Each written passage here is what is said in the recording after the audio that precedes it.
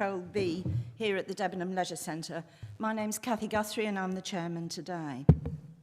May I first of all remind you of some domestic arrangements. Please ensure that all mobile phones are turned off or set to silent. You will see some of us have our phones, and that's because we couldn't log into the internet at Debenham Leisure Centre, so we're tethered. So that's why you see them here. Please ensure that you maintain social distance from all other persons at all times, and that you wear a mask unless you are speaking or if unable to do so, and that you use the hand sanitisers and wipes provided. That you do not interrupt the other speaker. Members are reminded they should not have alternative communication lines open, other team chats, and that if you're contacted by a third party during an application, you should bring that to our legal advisor's attention. That if you are attending the meeting to speak and persistently interrupt the meeting, you may be asked to leave. Additionally, you will be invited to speak and ask questions by the chair of the meeting, and we will be using e-voting on this meeting on modern.gov. I would like to remind everyone present that this meeting will be broadcast live to the internet and will be capable of repeated viewing. The whole of the meeting will be recorded, except where there are confidential or exempt items. If you make a representation to the meeting, you will be deemed by the Council to have consented to being recorded. By entering this meeting as a speaker, you are also consenting to be recorded by the Council and to the possible use of those sound recordings for webcasting and/or training purposes. The Council, members of the public and press may record, film, photograph or broadcast this meeting when the public and press are not lawfully excluded. Attendees are asked to note that a break will be taken at an appropriate point around 11 a.m. So may I now have introductions. Ian Dupre, our legal advisor. Good morning, Madam Chairman. John Pateman-G, the area planning manager, who will also be presenting some of the cases. Robert Carmichael, our governance officer, and Sian Bunbury over the back there, who is a case officer. The ward members that were going to be present, unfortunately, aren't. Would you like to add to that, please, Robert? Thank you, Chair. Just to add to that point, so the fire regulations for this building are as follows, that in the event of a fire, all people should exit out of the main entrance or use one of the other 3 fire exits around the building. All exits must remain clear of chairs, tables and equipment, and if exiting via the chair store or main entrance, everybody should meet in the green bus stop, which is out in the car park. And that is the designated fire assembly point. If exiting via the kitchen or the side lounge on the lobby on the playing field, everybody should walk all the way around the sports centre. So if you go out that way, you should go all the way around, and then you'll go through the gate back up to the bus stop. Should there be any reason anyone cannot get to the green bus stop, people should gather on the playing field site at a safe distance. If you hear the alarm or see the red flashing light, then please exit the building. Do not delay or pack up your personal belongings. And also, if there is any fire and there's nobody else in here at that point, please alert the community centre as well. So one other point, just as a clarification, with the microphones, you don't have to turn them on. They will come on automatically. And also, if you need the toilets, they're out there on the my left-hand side or your right-hand side. Thank you, Chair. Thank you for that, Robert. And as another thing, if you do whisper or whatever, they will, if you're whispering to yourself, it will pick up the communication, I believe, possibly. Yeah. So just to be noted on that. Can I move to the agenda, please? Apologies for absence and substitutions. Thank you, Chair. We have apologies from Councillor Gould. Thank you. To receive declarations of pecuniary and non-pecuniary interest by members. Any to declare? No, I don't see any. Declarations of lobbying. Well, I think we all received, or most of us might have received Yes. this for the item Badwell Ash. Is that right? Everybody's got that? Yeah. Thank you, if you could note that. Declarations of oh, sorry, Councillor Mellon, did you want to say something? Yeah, sorry, Chair. I don't know if I need to declare it, but the Badwell Ash is in my county division. Thank you for that. Declarations of personal site visits. There are none. Confirmation of the minutes of the meeting held on the 9th of June. Are there any points of accuracy?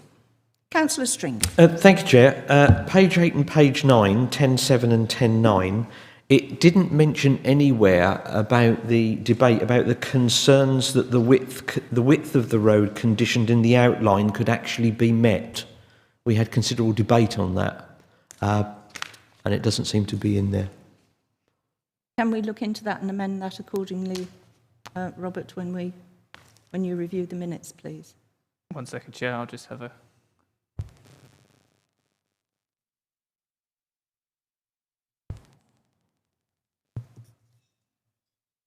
Yeah, if we want to, because that was obviously part of the debate, then I can add something into that effect. If we saw to that. Are you happy to leave the officer to brilliant. include appropriate comment? Thank you, That's fine. Councillor Stringer. Thank you. In that case, can I have a proposer, please? Councillor Caston, and a seconder, Councillor Norris. Thank you.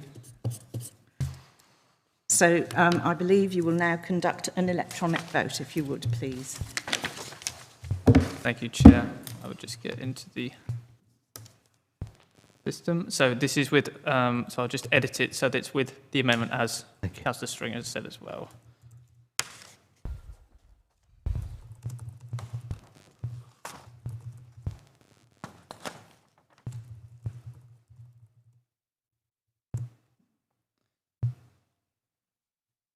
Right.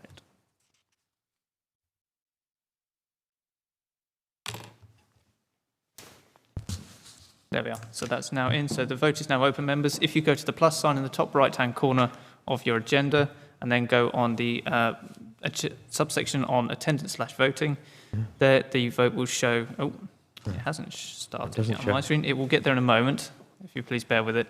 It will show in a light blue colour. We just have to bear with the system, I'm afraid, councillors. Councillor Humphreys, as you're not logged in, can I take your vote verbally? 4. Thank you.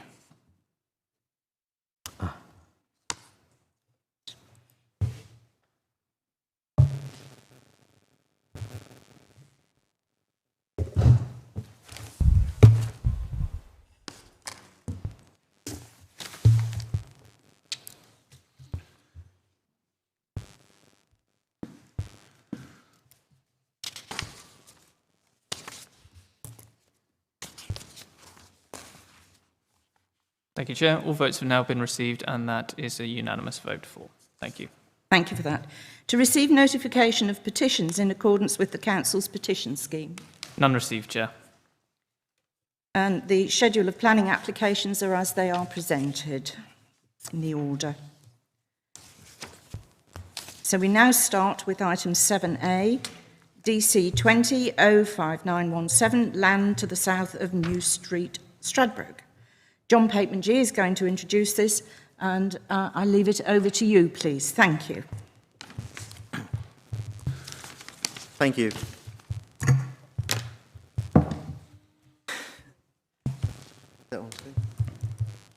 So this is land south of New Street, Stradbroke. So we'll start with, where are we? Is this on the screen? Come on. Yep, lovely. Thank you. I'm on there as well. Oh dear. So this is the west side of Stradbroke, and there's now a photograph to show you where we roughly are. And we're going to skip through these fairly quickly. So Stradbroke is a key service centre. It's New Street is the main road through the village, leading on to Church Street and Queen Street at the central junction, which is adjacent to the All Saints Church. It's just in the middle there. The site itself, so outline planning permission is granted with access to New Street to the north. The site is adjacent existing development to the north-east, and east is a community centre with a pool and fitness centre and playing field, essentially the green bit next to the site shown. And just to go into the Google view of it, which is a little bit more up to date, this might be a little bit clearer, showing the brown field, which is the site, or part of it, and the green to the right-hand side of the screen is the playing field.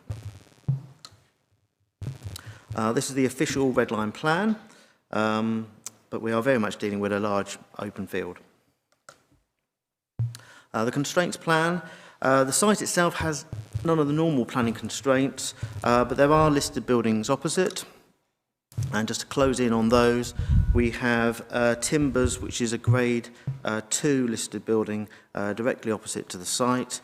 I don't know if you can see a pointer, but that's that one there.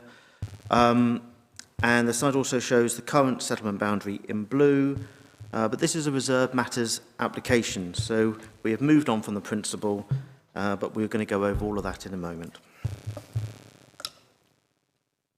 So the block plan, the proposed layout, essentially we have housing at the top and a large public open space area to the bottom, to the south, and this would be adjacent to the existing playing area and community centre. Just forgetting about the bit at the bottom for the moment, just helpful to close in on the proposed layout. And I think this is the point we need to go through a few points of principle first before we go any further. So let's start with the outline planning application. So the outline planning application was granted for erection of up to 60 houses with access only included. So access to New Street is dealt with by that outline permission. And this was granted in 2019 by committee. So we are dealing with the reserved matters today, and that is the appearance, scale, layout of the buildings and the landscaping of the site. Some of the conditions under the outline, which is in your papers, do have a bearing on what is before us, or indeed what is not needing to be before us today. So I'm going to go through a couple of those because it just would be clearer to do that at this stage. Condition 18 requires a footpath along the road frontage in accordance with the approved drawings. Can I point on this? Can you see a pointer, or am I moving that around? No, hang on. Let me change the other way around.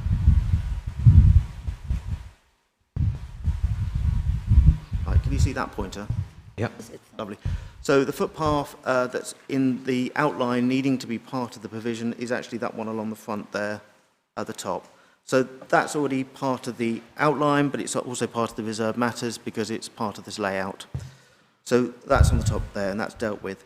Condition 22 required a sustainability and energy strategy to be agreed prior to any development above slab level. So once they get building, if they get to slab level, they needed to have dealt with the sustainability and energy strategy.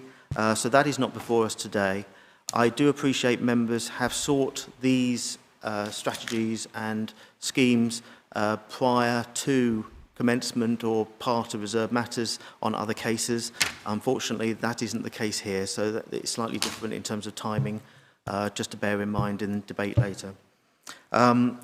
Condition 26 provides that the development shall be either single or two-storey development with no rooms in the roof, and that is the scale that is presented for us at reserved matters. So we are in accordance with the outline in that respect.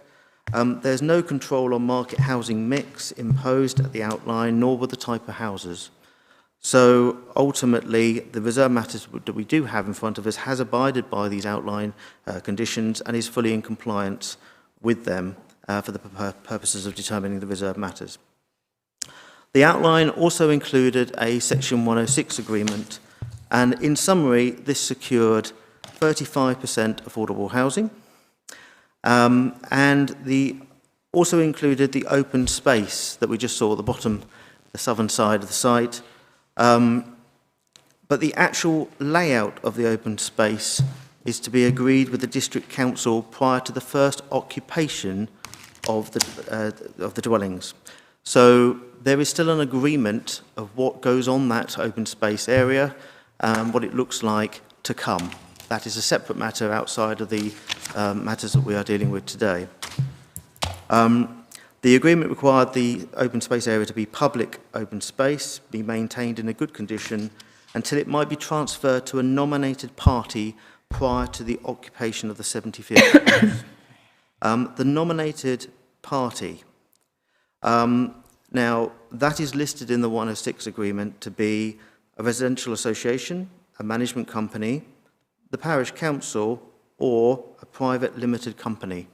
It will be for the developer or owner of the site to decide, ultimately, who that nominated party is. So that is not for our consideration today either. I mention this because that has been a debate outside of these walls. So the actual specific specification of the open space is to be agreed with the district council outside of this application. Now, this does include a local equipped area of play, and there has been conversations, again, outside this room, that there's been an idea that maybe that could be dropped, an alternative provision be made instead. Unfortunately, the 106 agreement doesn't allow for the provision or agreement of the local equipped area of play to be dropped, but there is a negotiation about what the open space can or cannot include. So there are ongoing negotiations that need to go forward on that, and I appreciate it might not be what everybody wanted, but I'll come back to that in a moment. There has been a suggestion from the parish council that there needs to be a car park involved. Unfortunately, the open space provision and the 106 and the outline granted does not include provision for a car park area, and that has not come forward accordingly. So essentially what the 106 agreement is simply for the open space for public use and for agreement on the specification of that open space later and for the affordable housing. I will note, genuinely, that this agreement, in this case, there's a lesson to be learnt here, that it raises an interesting point that the district needs to agree the specification of the open space, but it's not going to be the nominated party. In fact, the district council is specifically not listed as a potential nominated party within the 106.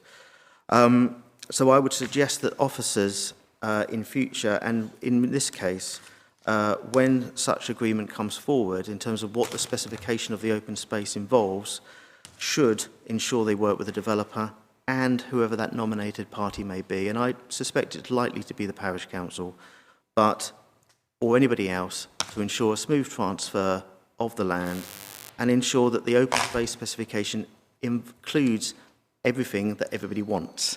And that may include things such as a fitness trail and connections to the existing playing field, which I understand is the wishes of the parish council. But unfortunately, that is a discussion for another day or later on. Back to the layout before us, parking is in accordance with the current standards and slightly higher in some places. There are triple parking, for example, especially around this area here, you may notice. But that occurs when the parking is in excess of the standard requirements. So, for example, plot 1, which is the top left here, is a 4-bedroom house. It needs 3 spaces according to the standards. It's actually got 4 spaces and a double garage. So they've got far more than actually required. So essentially, if you took the garages away, you'd end up with parking in parallel, 2 parking spaces as we would accept. This is an allocated site under the Stradbroke neighbourhood plan, under Strat 17, and this has a bearing on the consideration at outline stage, being access to New Street, the open space to the southern half of the site and other matters, but it also includes considerations for the reserve matters as well in terms of landscape buffer and design. So along the sides here we have, as you can see, quite a reasonable landscape buffer to soften the edge of the development in accordance with the requirements of the neighbourhood plan. We also have the considerations of Strad 2, which is the neighbourhood plan's design policy, to consider as well, and essentially that looks to have buildings in keeping with the surrounding area and in scale and so forth. I'll come back to that shortly. Bear with me, sorry. Oh yes, one of the design aspects of Strad 2 is the setback provision in respect of emulating the setback position of local housing. So we are set back from the New Street, just as all the other houses are along there. We've not put, the houses aren't pushed forward in order to conflict with the neighbourhood plan. We then also have, if I move on to the next slide, the boundary and materials plans, and we also have a number of landscape plans. Now, I've not put all of them here because there's quite a few to give us at a scale that is just not transferable to PowerPoint. But we do have Place Services landscaping experts who have reviewed all the plans and support the proposal. Drainage is another element of the neighbourhood plan. That is a strong element, and this scheme has submitted its drainage layout plan, and this is also approved, which is good, very good for them, approved by county's flood team directly. Phasing plan is part of the outline permission requirements, and they're essentially looking at building in 2 phases. Now, there are a lot of elevations, and they are in your papers. I'm not going to go through them blow by blow, but so just to look at the street scenes, in terms of the range of housing, we have bungalows and 2-storey properties. And we have another one there. And we've got the various designs. Obviously, with the listed building on the frontage of the site, we have more traditional style properties set there. Some do have chimneys and traditional details to reflect the historic environment along New Street, but as you go into the site, we have a more modern approach and chimneys are not so apparent. But the site will be, for the most part, its own place and its own cul-de-sac. So only a few pictures here, because it is an open field. But this is the New Street, this is the entrance to the village. Those bungalows that you can see are in the corner where the site would be set against. The new entrance would be off this road.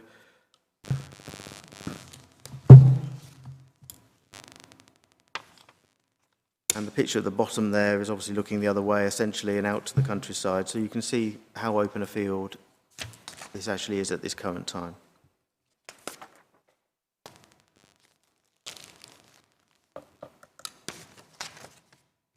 So the bungalows that were in that picture are effectively this group here. And obviously this is a fairly open field.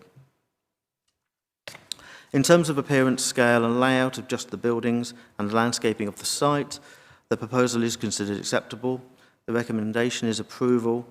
We have added a couple of conditions on landscaping for the avoidance of doubt, and we are mindful of the open space specification in the 106 that needs approval later, so we want to ensure flexibility around this.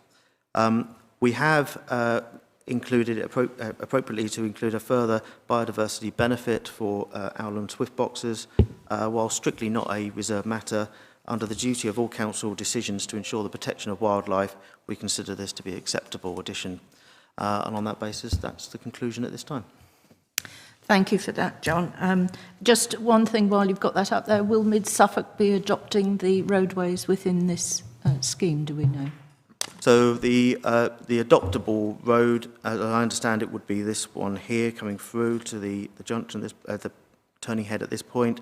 The rest, I would probably think, would be the private roads, but I would have to double check with the applicant on that. We can do that, yeah. Thank you for that. So, members, questions. Councillor Stringer. Yes, thank you, Chair. 2 questions. I was constant reference to the Section 106. What I couldn't see was any reference to the Section 106 in the original outline planning permission. I can't see the link. So if there were asks from the Section 106, I'm asking where are they in the original outline permission, because I can't find them. I may have missed them, but... So, sorry, the outline planning permission? Yes. So the Section 106 sits alongside of the outline. Yes. I don't, normally we put a note on the decision notice to say please also refer to the 106, but that's an informative note, and if it's not on there, I apologise for that. I think our legal can give us a hand. So John's quite right. I mean, the normal purpose of a Section 106 is to deal with matters that can't easily or properly be dealt with by planning conditions. it would, yes, there sometimes is an informative note, but it's normally, well, you always signed before the planning permission is granted. Very often the permission's a day later, you will find, and the planning obligations bind the land, and they will, standard wording says they take effect when permission's granted and when development is commenced, although some, if they have to, they take effect straight away. Yes, I understand that. What I want to know is how do I find out what the terms of reference were for it? What the ask was. That's what I'm asking.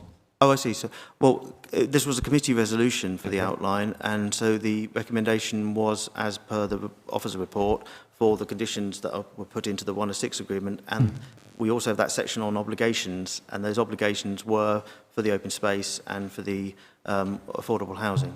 Yeah, and it's that list I was trying to find in these papers and couldn't find them. That would be in the minutes Okay. for the committee meeting that authorised resolve to grant the outline permission. I'm sure they can be found fairly easily. Okay. We'll look into that, Andrew, thank and you. see if we can come up with that. And one other question, these are for clarity. Yes, Your of other course. question, please, Councillor Stringer. You did say that there were chimneys on some of them. Could you speak up? I didn't hear you. Sorry, you mentioned that some of the properties had chimneys. Yes. So the definition of a chimney is a vertical channel or pipe which conducts smoke or combustible gases from a furnace. So can you guarantee, are you saying they are chimneys, or are they just a design detail that doesn't fulfil that function? I do not know what the function of those chimneys are, because that is not for me to deal with as a reserved matter. The reserved matter is the appearance, and that's what I have before me. Thank you for that. And sorry, I did see several hands. You'll have to bear with me. Councillor Caston was next, then Councillor Mellon. I'll catch up with you all. Don't worry. Councillor Caston. Thank you, Madam Chairman. The previous slide that was up would be quite useful. That one? Please. I haven't got anything yet. Which slide were you after? It's with it'll have the drainage on it, the right, layout. Okay. The one before that, I think. Yeah, perfect. So, with this drainage plan, it looks like we've got two attenuation basins, one in the bottom left-hand corner, one in the top right-hand corner, and a existing ditch running along the side. Could you confirm whether the existing ditch will take any water off the site, and also which attenuations basins fed from which area? Are they both functioning attenuation basins? I understand them to be both functioning attenuation basins, and I think they would eventually all both get into the existing water system. That's the nature of it. The attenuation basins are there to slow down the output of the water coming from the site. But you do have the existing ditch network, which has been integrated as essentially swales, into the site. So, I'm no expert, unfortunately, on the specifics of the drainage, only that the county are quite fussy about these things, I will say, and ultimately, though, I have an approval from them. They have gone through this from top to bottom, and they are satisfied with it. Okay, thank you. Thank you, Councillor Caston. Councillor Mellon, please. Yeah, thank you, Chair. On page 25 of our bundle, we've got a copy of Policy Strad 17, which I take it is from the Stradbroke Neighbourhood Plan, and it talks about this this area being for development, and proposals will be supported subject to the following criteria, and there's a whole list of them. Bullet point 10 there, it says if the development is served by a sustainable long-term solution in respect of electricity provision in accordance with Policy Strad 4. Now, we don't have Strad 4, but can you just tell me how that has been addressed in the design? I can't tell you how it's been addressed in this design before us, because the reserve matters before us is again the appearance of the buildings, scale of the buildings, and layout of the buildings. The means to power the buildings would have been a part of the outline consent and had to have been dealt with under that. So, as I said in my presentation, the neighbourhood plan allocation has elements that would have had to be dealt with at the outline stage and elements that would have to be can be dealt with in terms of the reserved matter stage. That is one of the elements that was picked up in terms of the outline stage. There is a energy and sustainability strategy required as part of the conditions of the outline, but it's required prior to slab, I think I said slab level, hang on. Condition 22 of the outline, which is in your papers for an energy and sustainability strategy. Now, energy-wise, I'm guessing means to power is going to have to be part of that, but ultimately that's still not until slab level comes along, which is when the houses are just about to come out of the ground. And until we get to that stage, I can't do anything until they submit something for that condition. Okay, can I just further clarify then?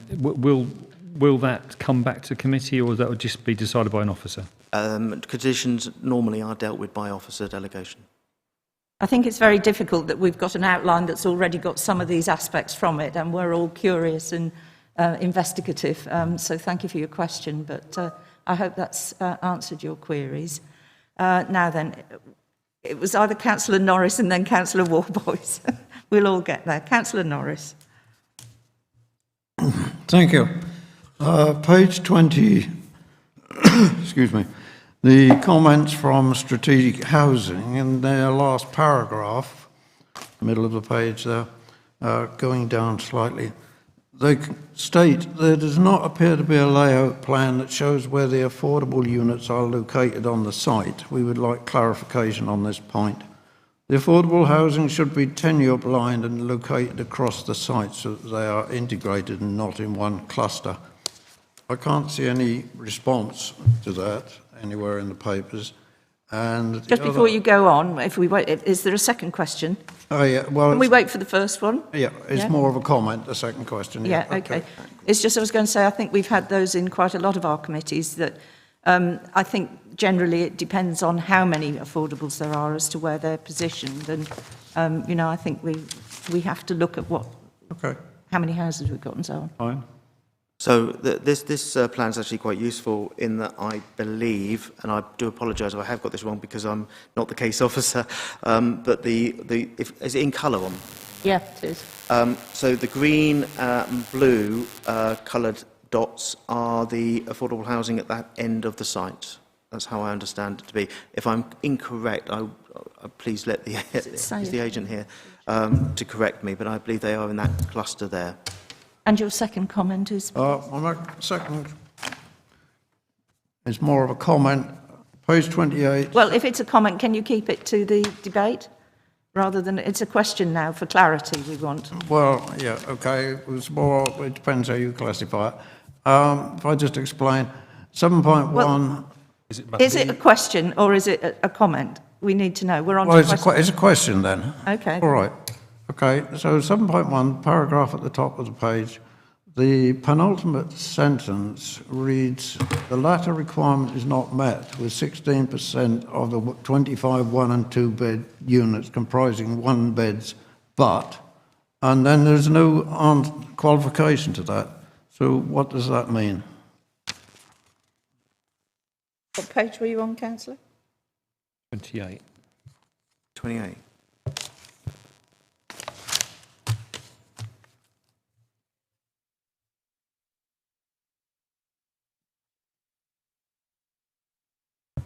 Sorry, what paragraph? So page 28, what paragraph? 28, 7.1, the top of the page, penultimate sentence.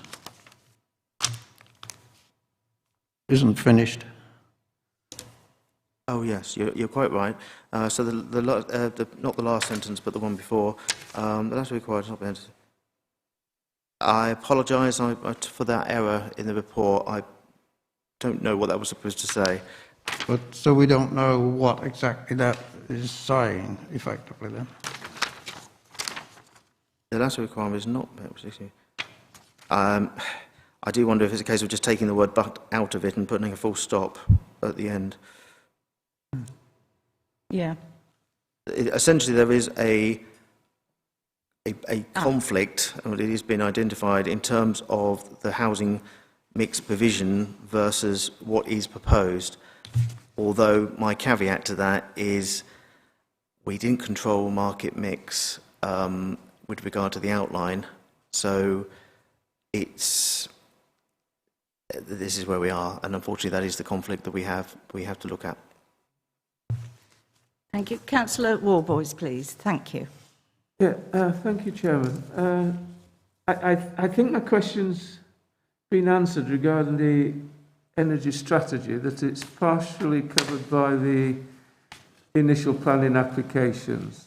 So on pages 56 and 57, from our environmental management officer, there's quite detailed comments about the energy strategy. So overall, are they included, even though we're not discussing them today? Would they be included elsewhere, as it were?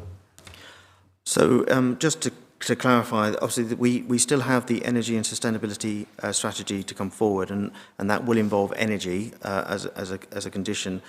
Going back to the requirements of the neighbourhood plan, Strad 4 it refers to utilities.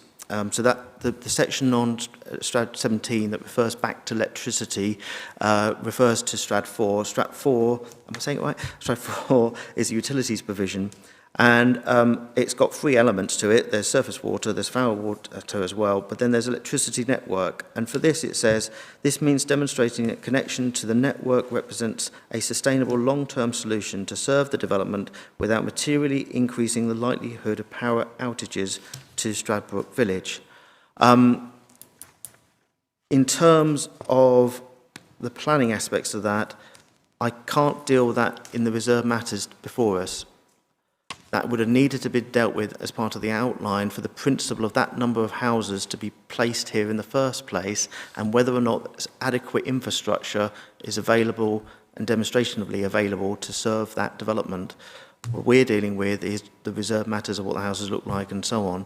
So I don't know the entire answer to that, but I don't need to for the purposes of this application. Thank you for that. Any further questions? No? Thank you for that.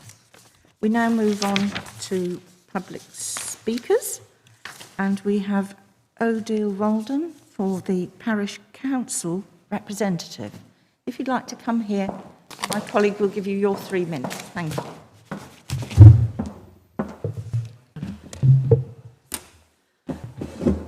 Thank you. I haven't prepared any speech because this site is in the neighbourhood plan and the Parish Council supports it. The Parish Council was disappointed when it saw the Section 106 agreement because it doesn't comply with the requirements of the neighbourhood plan. The open space was designed to be an extension of the playing field, therefore a leap in the middle of it wouldn't really be beneficial. But I've been speaking with Mr. Pateman-G, and I think we've come to an arrangement of how we can progress that. In answer to Strad 4, there are areas of Stradbroke that, if they were connected to the network, doesn't have the capacity. This is not one of the sites. When we did our selection of sites, we specifically picked this one because it is at the end of the village that has capacity. The policy was put in to ensure, if any other developments came forward, that we could enforce the capacity issue. We did think long and hard about our neighbourhood plan. We've put in a lot of housing. We are very disappointed that it's taken 2 years to actually get to any development, and I know that's unusual for Parish Council to complain, but we did produce this plan to make the village sustainable, to make the primary school viable, to maintain the viability of the high school, to make the businesses successful. So we are not anti-development. We are just very disappointed that the Section 106 didn't reflect the community benefit that this site should have brought forward. Every site that was put into our plan, we chose 5 out of 14. All of them were selected because of the community benefit they brought. Otherwise, we would have selected one of the other 9. So that's the only comment I have to make about this, but that's not for the matters before you, as John would say. And I have pinched that and use it in my parish council meeting, so thank you, John. But I'm here to answer any questions. I know the neighbourhood plan inside out. I helped write it, I helped design it, so I'm happy to answer any questions that you have. Thank you very much indeed for that. Members, questions at all? Oh, I should just say the parking, sorry, The open space we thought would have a car park attached to it. And we were asked to comment on that in March or April this year by Marsa, who was the planning officer. Marsa was concerned if the car park wasn't there, then people visiting the open space may use the development for parking. But as we don't know the layout of the open space, we agreed with the developer that we would take a payment in lieu of the car park and put the car park where it needed to be when it needed to be. I now understand that that's not an option, and I wish we'd been told that when the officer was going to put the car park in the open space for this meeting, but we weren't. So I suppose what we're saying is we hope the developer holds true to his words and gives us some money to help us make the open space something the village can use. I think your latter comments really are something outside our meeting today, but I appreciate you being able to say them and let us hear them. So thank you very much for that, and I'm sure the community will be appreciative. Thank you. So any further questions at all? Thank you very much indeed, and thank you for being so positive.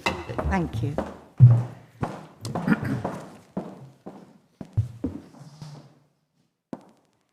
We don't have an objector or a supporter, but we do have the agent, and that is Sam Sinclair. If you would like to come along and make a presentation, please. And you too will have 3 minutes. Thank you very much.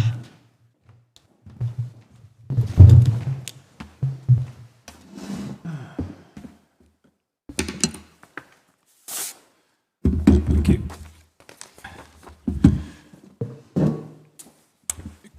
Good morning, Chair and members of the committee. My name is Sam Sinclair, Technical Manager at Lovell, East Anglia, and I'm happy to answer any specific questions on the details of the application after this. We've been working with the Planning Authority over the duration of the Reserve Matters application to design the scheme in accordance with the constraints and the current policy requirements. The committee report that's been delivered for your consideration, and I'd like to obviously support that with the conclusions in it and just add a couple of additional points. I'm pleased to bring forward the scheme that includes a 35% affordable policy compliant scheme, which is above the level of the local emerging policy or joint local plan. The majority of our current schemes are facing challenges in the environment where costs are increasing and values not necessarily so yet, which does present viability issues. And please, in this instance, that's not the case. We have addressed the issues of surface water through design and spent in excess of £30,000 on ground investigation surveys and consultant fees to ensure that we do have a compliant scheme which has been approved by the Lead Local Flood Authority. We're familiar with the ground investigations, with the ground conditions and the site constraints, and all the units will be served via air source heat pumps. Fabric enhancement has been included, and orientation has been optimised wherever possible.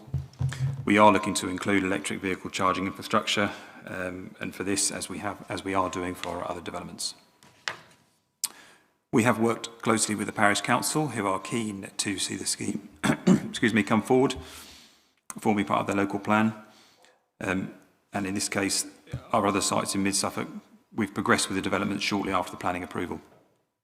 If approved today, we are planning to proceed without delay and subject to detailed design work and approval of the infrastructure design. We're looking to make a start later in the year.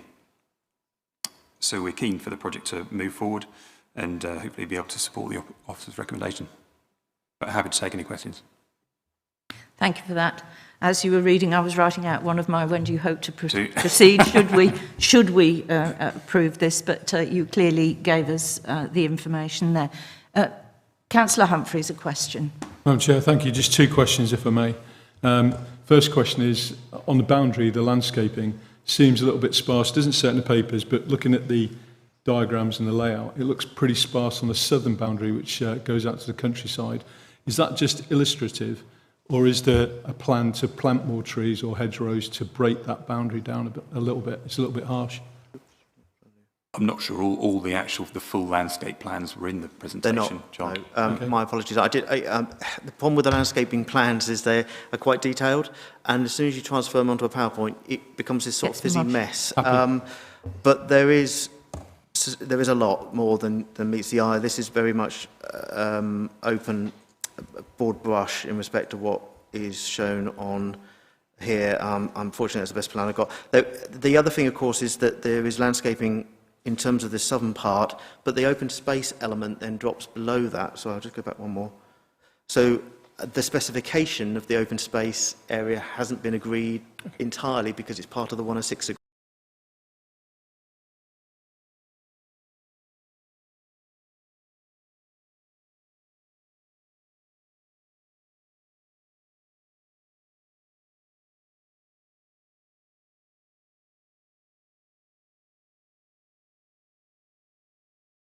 Councillor Stringer, would you ask your question? Yes, Thank you. Thank you, Chair.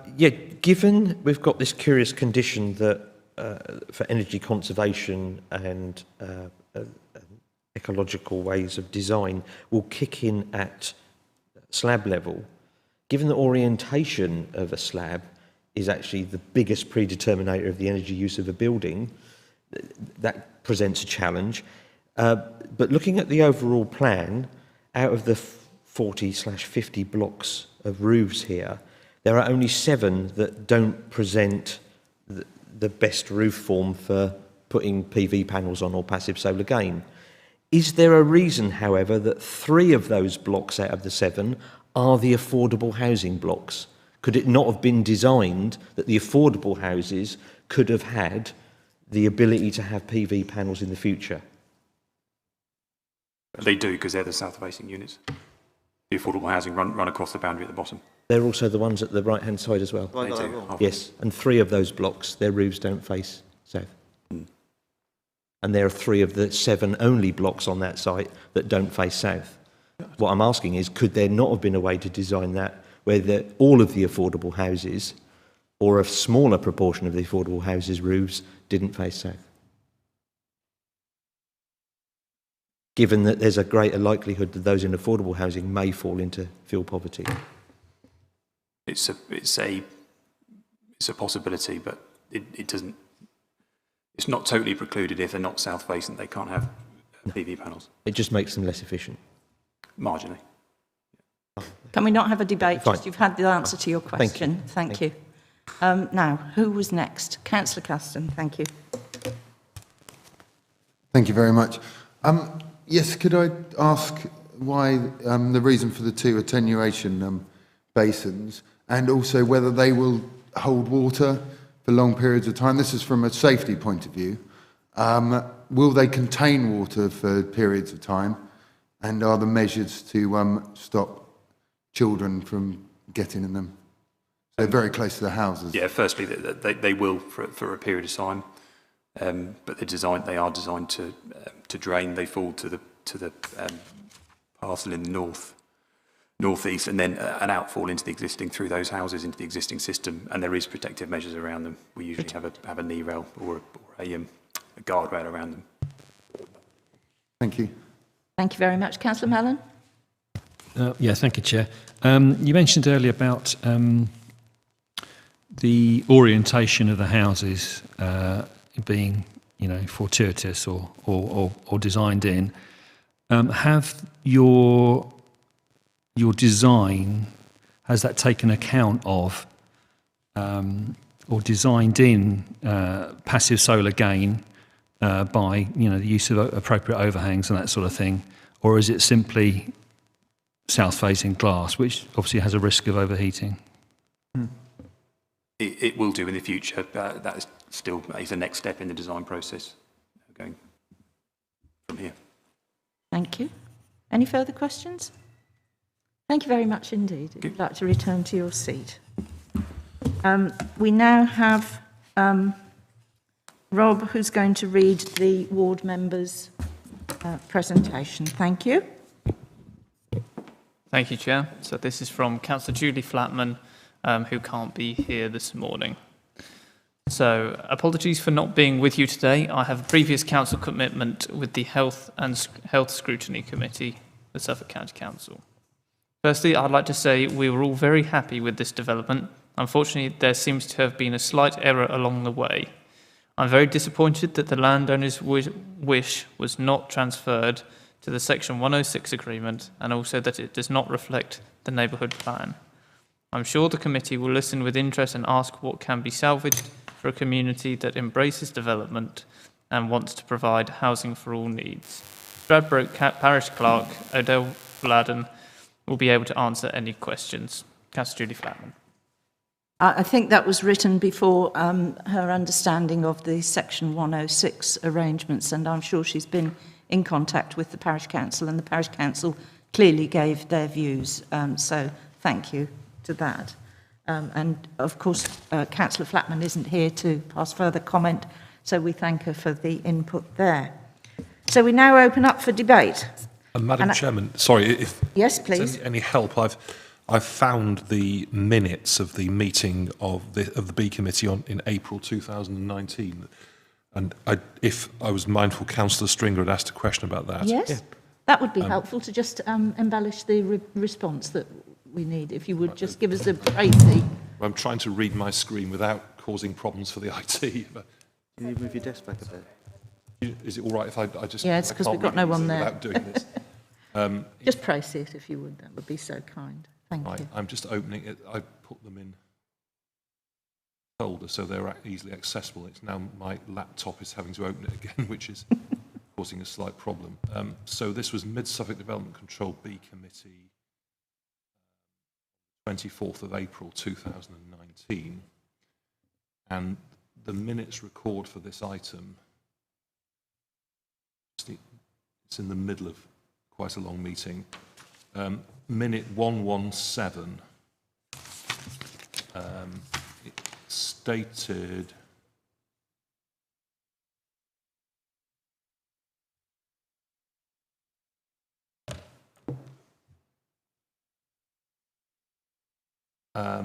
there's a comment that two councillors who are not current members of this committee asked the recommendation to include a limit to two-storey properties, not 2.5, no rooms in the roof space, garages, energy efficiency measures to be agreed, additional notes on national space standards, advanced landscaping on site should be planted in advance, etc. Then the resolution itself refers to subject to the prior agreement of a Section 106 obligation on appropriate terms to the satisfaction of the acting Chief Planning Officer to secure on-site delivery of 35% affordable homes of a mix and tenure as advised by the strategic housing officers, on-site provision of public open space play equipment, including management of the space to be agreed and requirement for public access, and a financial contribution for bus stops, etc. I won't read the whole of that. And then the rest goes on about conditions, which wasn't the point of concern. So I'm always a bit, we need to be careful. We're in unusual times. I don't know, would it help if I show you my screen, Madam Chairman, and email this to Councillor Stringer if he wants to look at it in the meeting? I don't think Councillor Stringer should be the only one that has it. I'm perfectly happy with what's been read out, and I just wanted to understand why I can't follow it in here. That would have been really helpful to know what was asked by the committee for that Section 106 to include. Thank you. So we've had the response. Thank you very much, Councillor Stringer. And thank you, Ian. Right. Okay, so we'll open up to debate, and as we're now in live session where we can see one another, who would like to go first, please? Oh, I like the alphabetical one, then you have to. Councillor Caston. Thank you. I'm usually first alphabetically anyway, so... Yeah.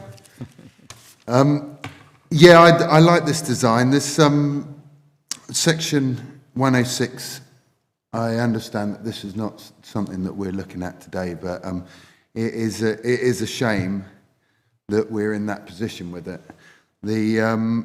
But I hope that it's all sorted out to everyone's satisfaction. The parish council have been very forward-thinking. They've got a good neighbourhood plan in place. I think this falls into that quite nicely. It's a sensible location. The access has already been agreed and outlined, but the access seems sensible. And these seem like good quality houses with air source pumps. So I like the design and layout, and I like what I see. Thank you, Councillor Caston. Who's going to be next, please? Anyone else want to debate, or are we all going to go straight to Councillor Stringer? Yeah, one other little point. That's why I wanted to dig around the Section 106 to see what the terms were. Have we actually nailed down and signed who is going to do the affordable housing and what that tenure is? Because there is a request, and it's in the neighbourhood plan, that the allocations policy should be someone with a local connection first. And I have to say, quite a huge fan of that, because that helps build communities and strong communities, and also really invigorates people's faith in affordable housing. Because if communities feel it's just going to be those with the most need across a region that will end up in these houses, it makes sometimes more resistance to that housing. Whereas if they know that their local need will be met first, that's a very, very good thing in practice. Before John replies, can I just ask the legal officer whether we can tie anybody down to such a thing, whether it's in the neighbourhood? I did read the Section 106 last night. I need to remind myself now of anything very precise, but it obviously the provisions of the 106 bind the land.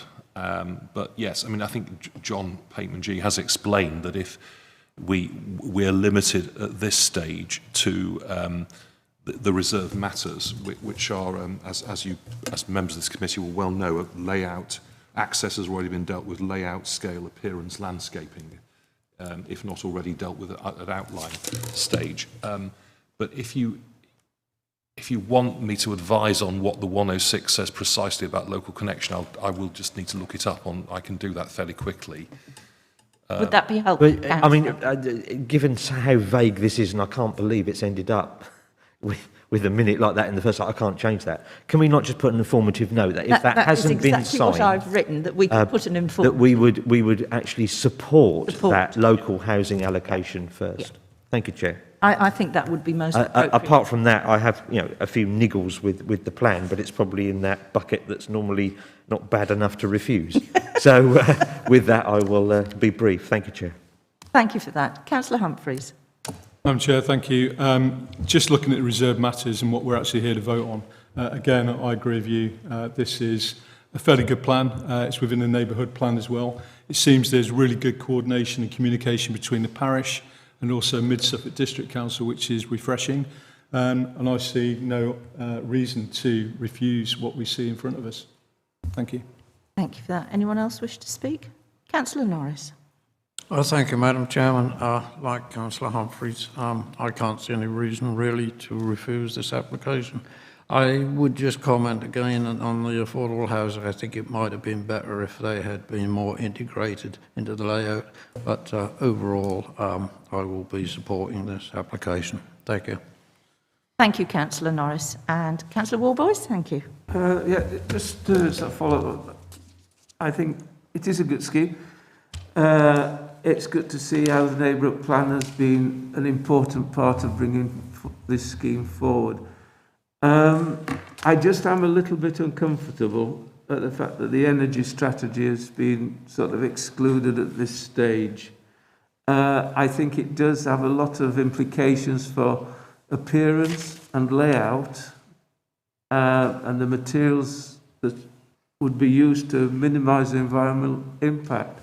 So I don't quite accept how they can be separated. I realise they have been separated, but I don't think it's a good precedent to set, perhaps.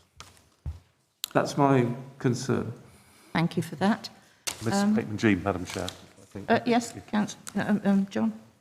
Just very quickly on that point, things have moved on, but the troubled outlines as they were 2 years ago or more. And so our expectation for that condition, even in the last year, has been that we have now started to recommend to members that it's concurrent with reserved matters as opposed to set back so late.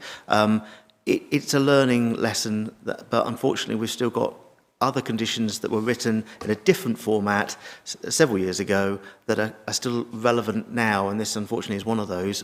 So I do take your point in terms of the timing, and I don't disagree, but ultimately I have to deal with what's presented and the context of how it's presented.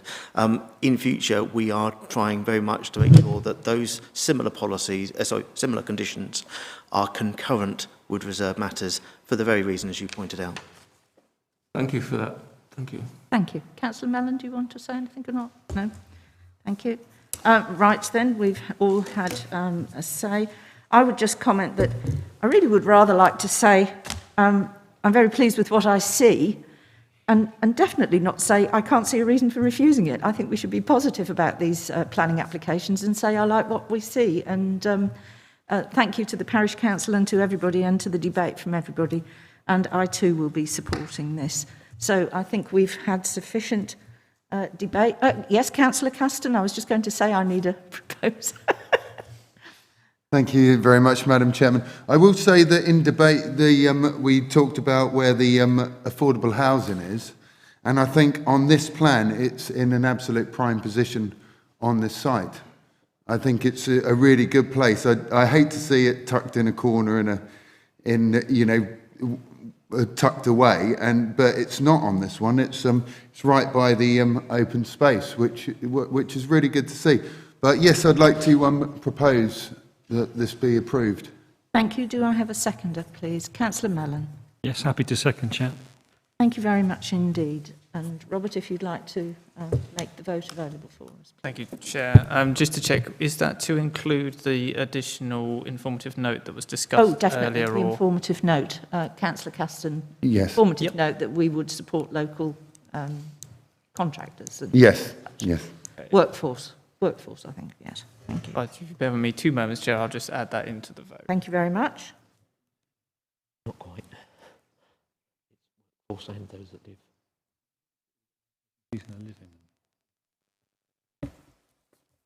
Sorry, Chair, can we just clarify the wording of that informative? Because I wasn't sure if we quite captured what Councillor Stringer was well, Robert will give us the... So I have it written down as the informative note to support to support local housing allocation first as per the neighbourhood plan. Is that what was... I thought it was local workforce, actually. No? Local needs. Oh, local needs. Okay. Local yes, needs. sorry. My That's fault. workforce and those that live there. You did use that word. You yes. did. Right, I will just add that in.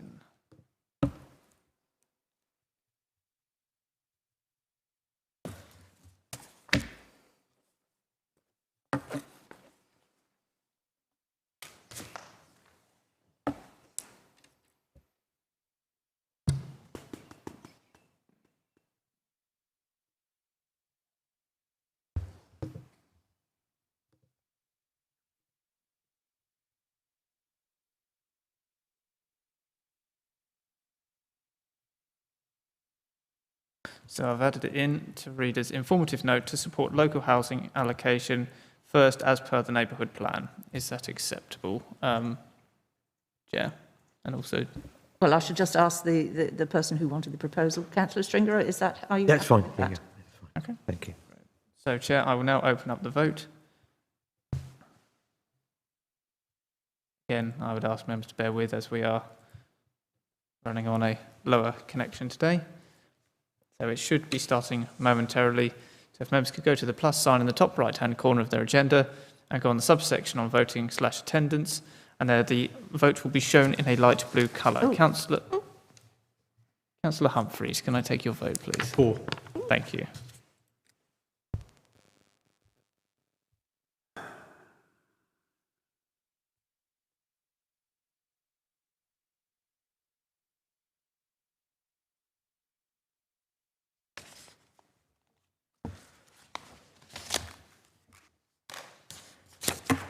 Thank you, Chair. All votes have now been received, and that is unanimous in favour of the proposal. Thank you very much indeed, everyone. Thank you. I think actually it's a good time to take a quick 10-minute break, please, because we then start the next application. Thank you very much, everybody, for attending. Thank you.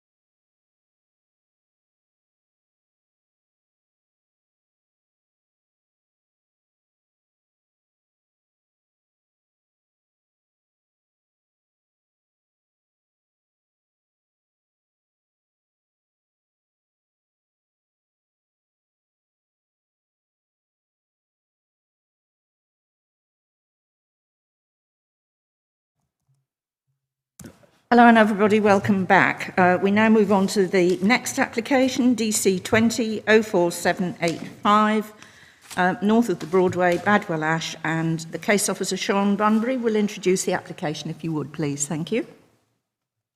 Thank you, Chair.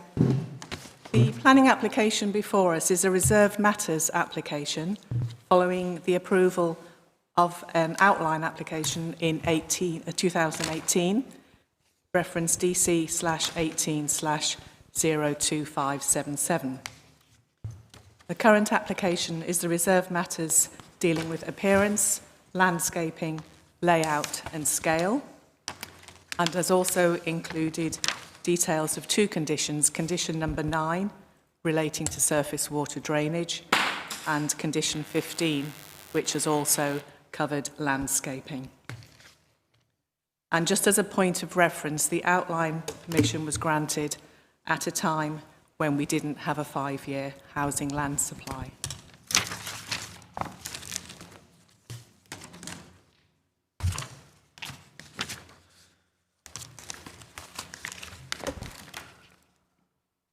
So the application site shown hatched in pink and edged in orange is located to the north of the village of Badwell Ash itself.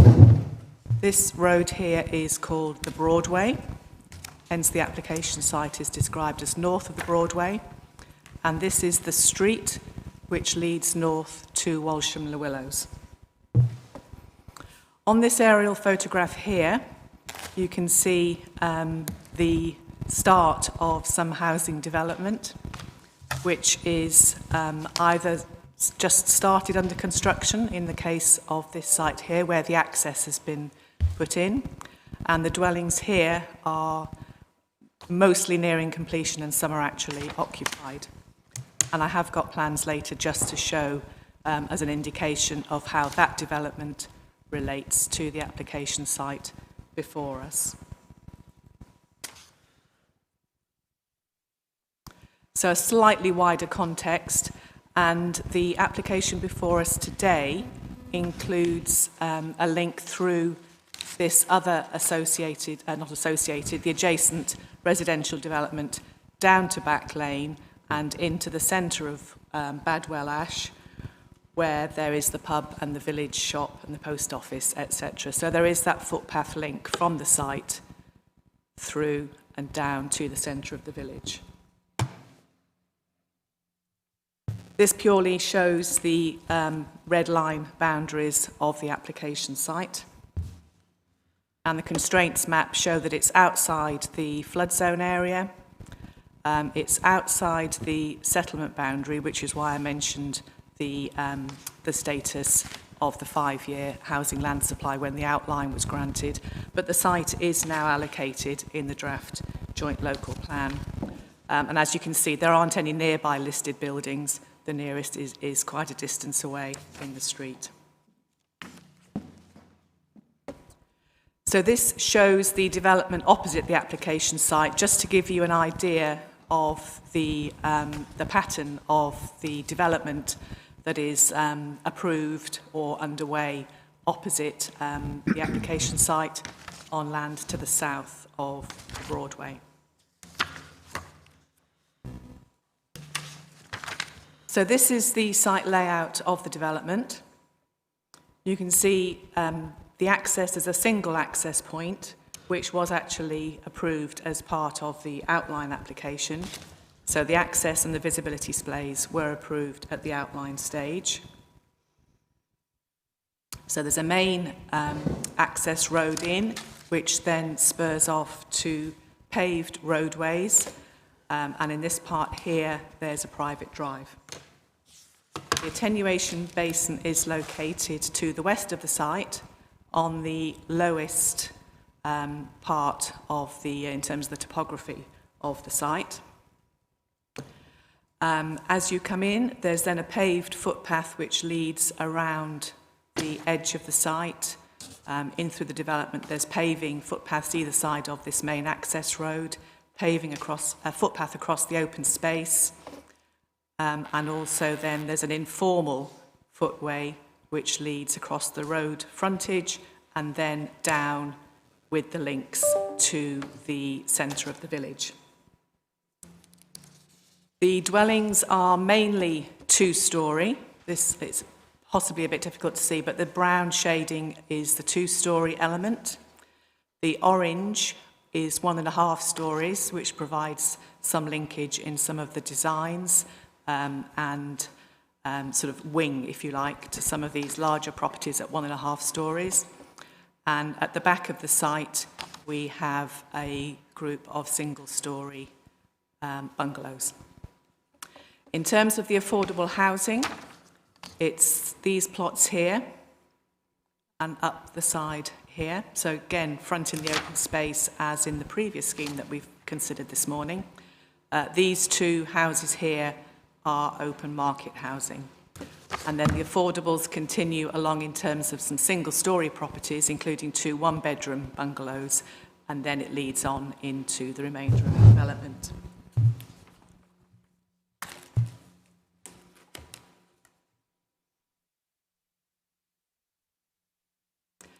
Also on the site layout plan, you can see that there is a 4-metre wide landscape buffer to the north and the east of the site. There is new roadside planting along the southern boundary, although there is some retention of hedging outside of the visibility splay, but otherwise it is new planting along the road frontage. And there's a retention of some of the existing trees along this western boundary, as well as new landscaping provision. So the 12 affordable units that I've just highlighted in this area here, 9 of those are for affordable rent and 3 are shared ownership, which is all in accordance with the Section 106 agreement and the provision that was required and identified by the Housing Department. And that has a mix of 1, 2 and 3 bedroom properties. Parking spaces are generally provided on plot, which includes garages. There's a parking court here and a bit of communal parking in this area here. And garden sheds are provided for the dwellings which don't have garages themselves. And there are 9 visitor parking spaces around the layout, which meets the highways standards. Some of the slides I've got here go into more detail than we really need, but this just shows the external works with the different surfaces to the roads, the provision of fences to the back gardens, and walls in some spaces where back gardens meet the public domain.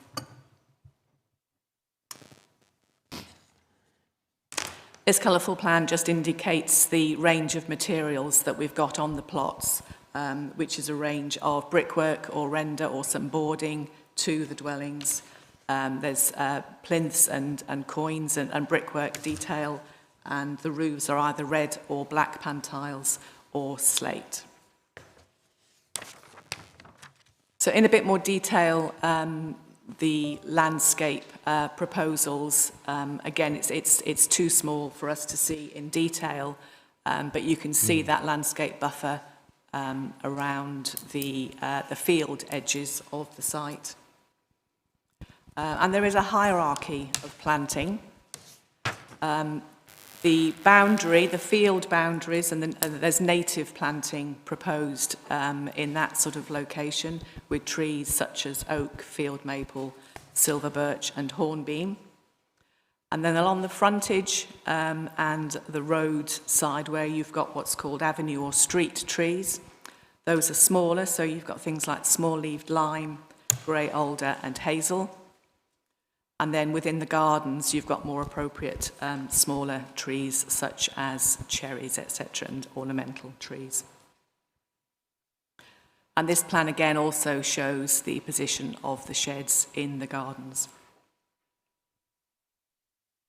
The street scenes show the topography of the site. This is the main road frontage onto the Broadway, so you can see that the site does slope down and then continues to where the attenuation basin is proposed. The next couple of slides go into more detail of the planting schedule, but suffice it to say that that has been looked at and is considered acceptable in detail. And again, the drainage strategy, there has been a lot of negotiation between the applicant and our floods authority to sort out all the drainage, the surface water disposal, etc., as well as the landscaping and ecological matters on the site. So that there has been quite a degree of collaboration on this scheme. I'll just go through some of the elevations now, which show the range of designs and materials that are proposed. And there are various details that are incorporated, such as the brick corbelling and the eaves details. There's a range of porches, and there's also arches and details over the fenestration. So I'll just flick through these because it does contain the whole range of the elevations.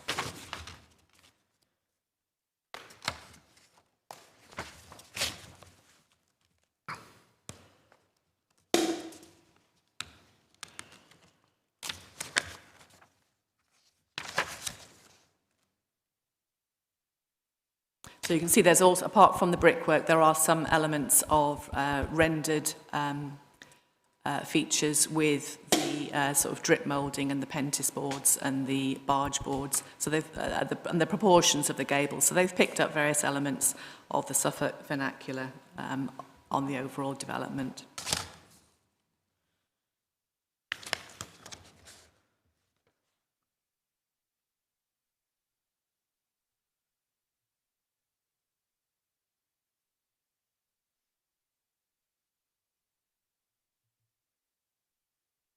And then the next lot of slides really are the associated floor plans. So I'll just flick through these. And you can see the range of 1, 2 and 3 bedroom and 4 bedroom properties when we get to the market housing as well.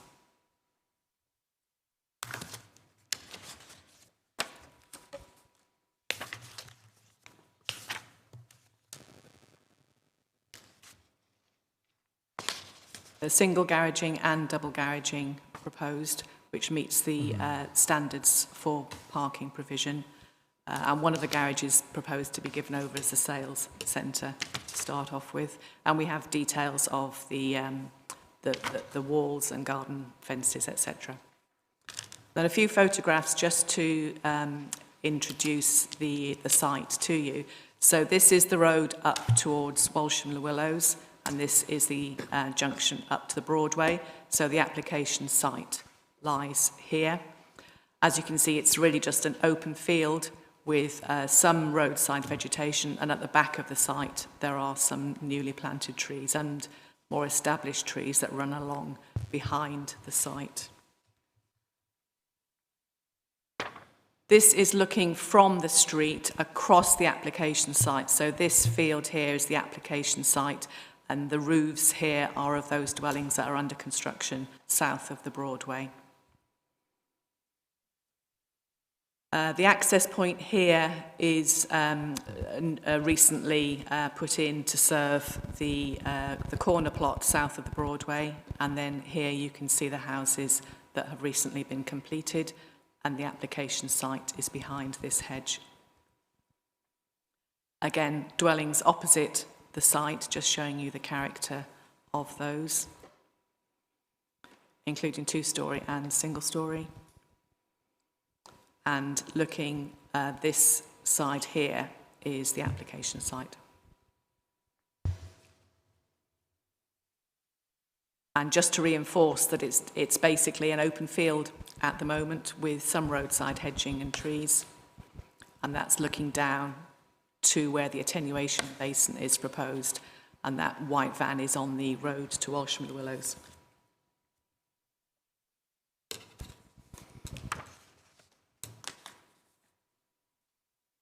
So, as I say, the application has involved quite a lot of discussion, and agreement has been reached on all the various details.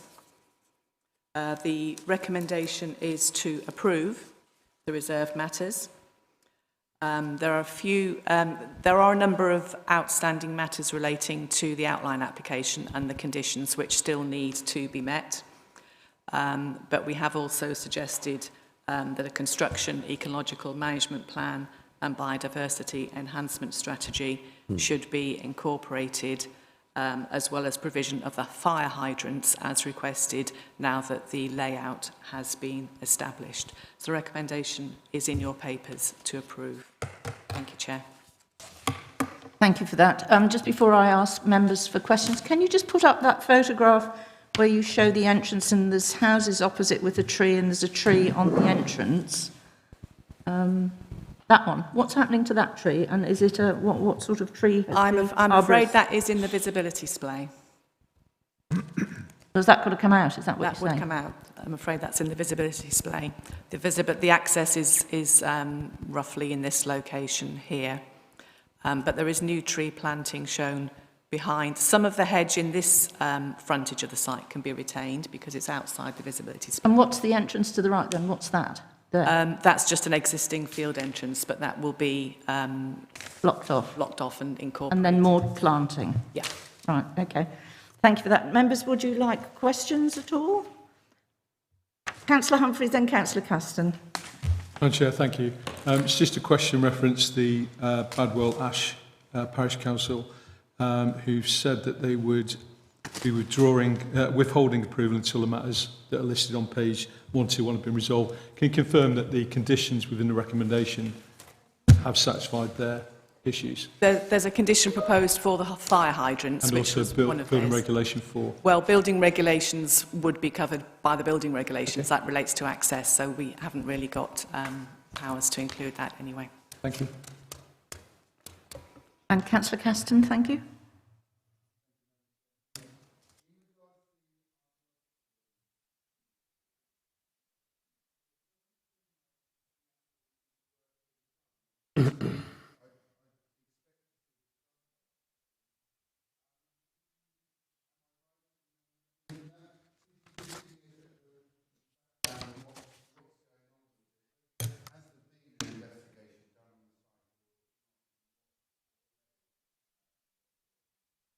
I'm not quite sure, but I thought some of the trenching had been done. But the archaeological conditions will be ongoing anyway, so even if they haven't done them now, they will still have to do them at the appropriate time and provide the written reports. Whether anything's been done at this stage, I'm not quite sure. Perhaps we can ask the agent, if you'd like to ask that question later. Councillor Mellon, thank you. Yeah, thank you, Chair. I could just say I drove past a couple of weeks ago and there were diggers working in that field, so I assumed something was going on. Just going through the papers, I came up with 5 or 6 little sort of loose ends, which I just wanted to run through. And I think are they just questions? Because we need to sort of... It's a clarification, I suppose, yeah, if that's okay. Yep. So on page 107, it talks about the officer has requested a sustainability and energy strategy. Then page 108, the public realm seeking a local management solution for the future management of open spaces. Page 108, again, landscape place services querying the height of 3 boundary walls. And then on page 111, the Mid-Suffolk Disability Forum requested at least one of the dwellings should be built to wheelchair standard part M4 brackets 3. 2 of the other things I had have been dealt with, the construction ecological management plan and the biodiversity enhancement strategy. So I welcome those, but just those other 4 little loose ends, I wonder if they could be tied up or whether we could do something with conditions. Well, I can seek clarification in terms of the exact details of the boundary walls, which was mentioned. The landscaping response did go into a lot of detail, and not all of it sort of originally, it came in at a later stage, but I can check the heights of the boundary walls, but I assume that where they are onto back gardens, they will be the 1.8 metre high. That would be the standard. The sustainability, there wasn't a condition on the outline. Again, this is a little bit like the previous application. And it doesn't really form part of the layout and the appearance of the dwellings. So we didn't really feel we had the capacity to put a sustainability condition on at this stage. Although the agent has indicated, although it's not shown on the drawings, he has indicated that they'll be looking at air source heat pumps for all the dwellings, and standards sort of exceeding the building regs. But it's possible that we could put a condition on if members felt so, in terms of the air source heat pumps, for sort of technical data arising from the layout. But we could perhaps explore that at a little later stage.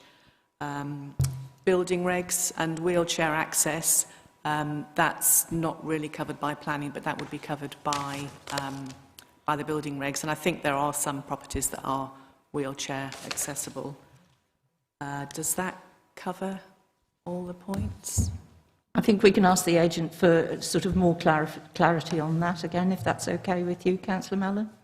And thank you for the explanations of what we can and can't do today. Thank you. Councillor Stringer? Yeah, two things. One thing, could you just point out again where the affordable housing units are? Because I was either half asleep or didn't quite... It's these units 1, 2, 3 on the road frontage, and then the ones that go up here and up into this corner, and then along here, and then there's 2 one-bedroom bungalows. Okay, there. fine. Thank you, that's helpful. Those properties are not the affordable, so it kind of wraps around. And that's helpful, that's very helpful, thank you. The other question is, bearing in mind we can put a landscape condition on, and we will, it's very difficult to plant a tree that's already mature.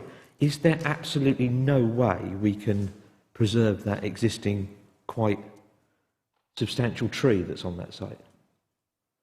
John, if you would just answer that for us, please, because I did ask this at... I do hate to be the bearer of bad news, but ultimately the access was agreed as part of the outline planning permission already. That included an access plan, and that included all the visibility sprays with it, and essentially that tree is gone in terms of that plan already agreed outline. You wouldn't... the tree is in the way of the access point that has been approved. I don't think we can make any adjustments around that. And Ian is nodding in agreement with John's comment, but I did inquire of that myself, Councillor Stringer, so we have tried. But have we tried enough? I just want to come back on that. I get exactly what you're saying, but... Well, hang on, we're not debating. You've asked the question, you've got the answer, okay. So if you'd like to bring that up in debate. And Councillor Mellon, it's only a question, it's not debate at this point. Thank you. Sorry, it's something I forgot to ask earlier. I sort of understand the pedestrian connectivity across the Broadway into the easternmost development, which is, I think it's called Wilding Close, and that leads into the centre of the village. But there's obviously another crossing into the western development, which you said is just being begun. Does that connect through into the village itself as well? I think that one's a cul-de-sac. Looks like it. Thank you. Thank you. Any further questions, please? Clarity? No? All right.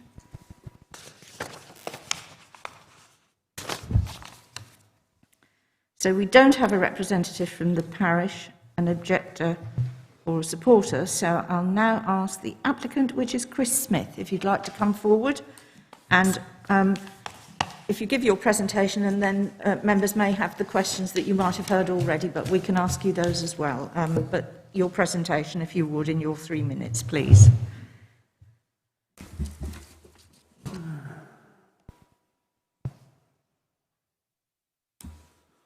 Thank you. Thank you, Madam Chairman, members. My name's Chris Smith. I'm Development Planner for Hopkins and Moore.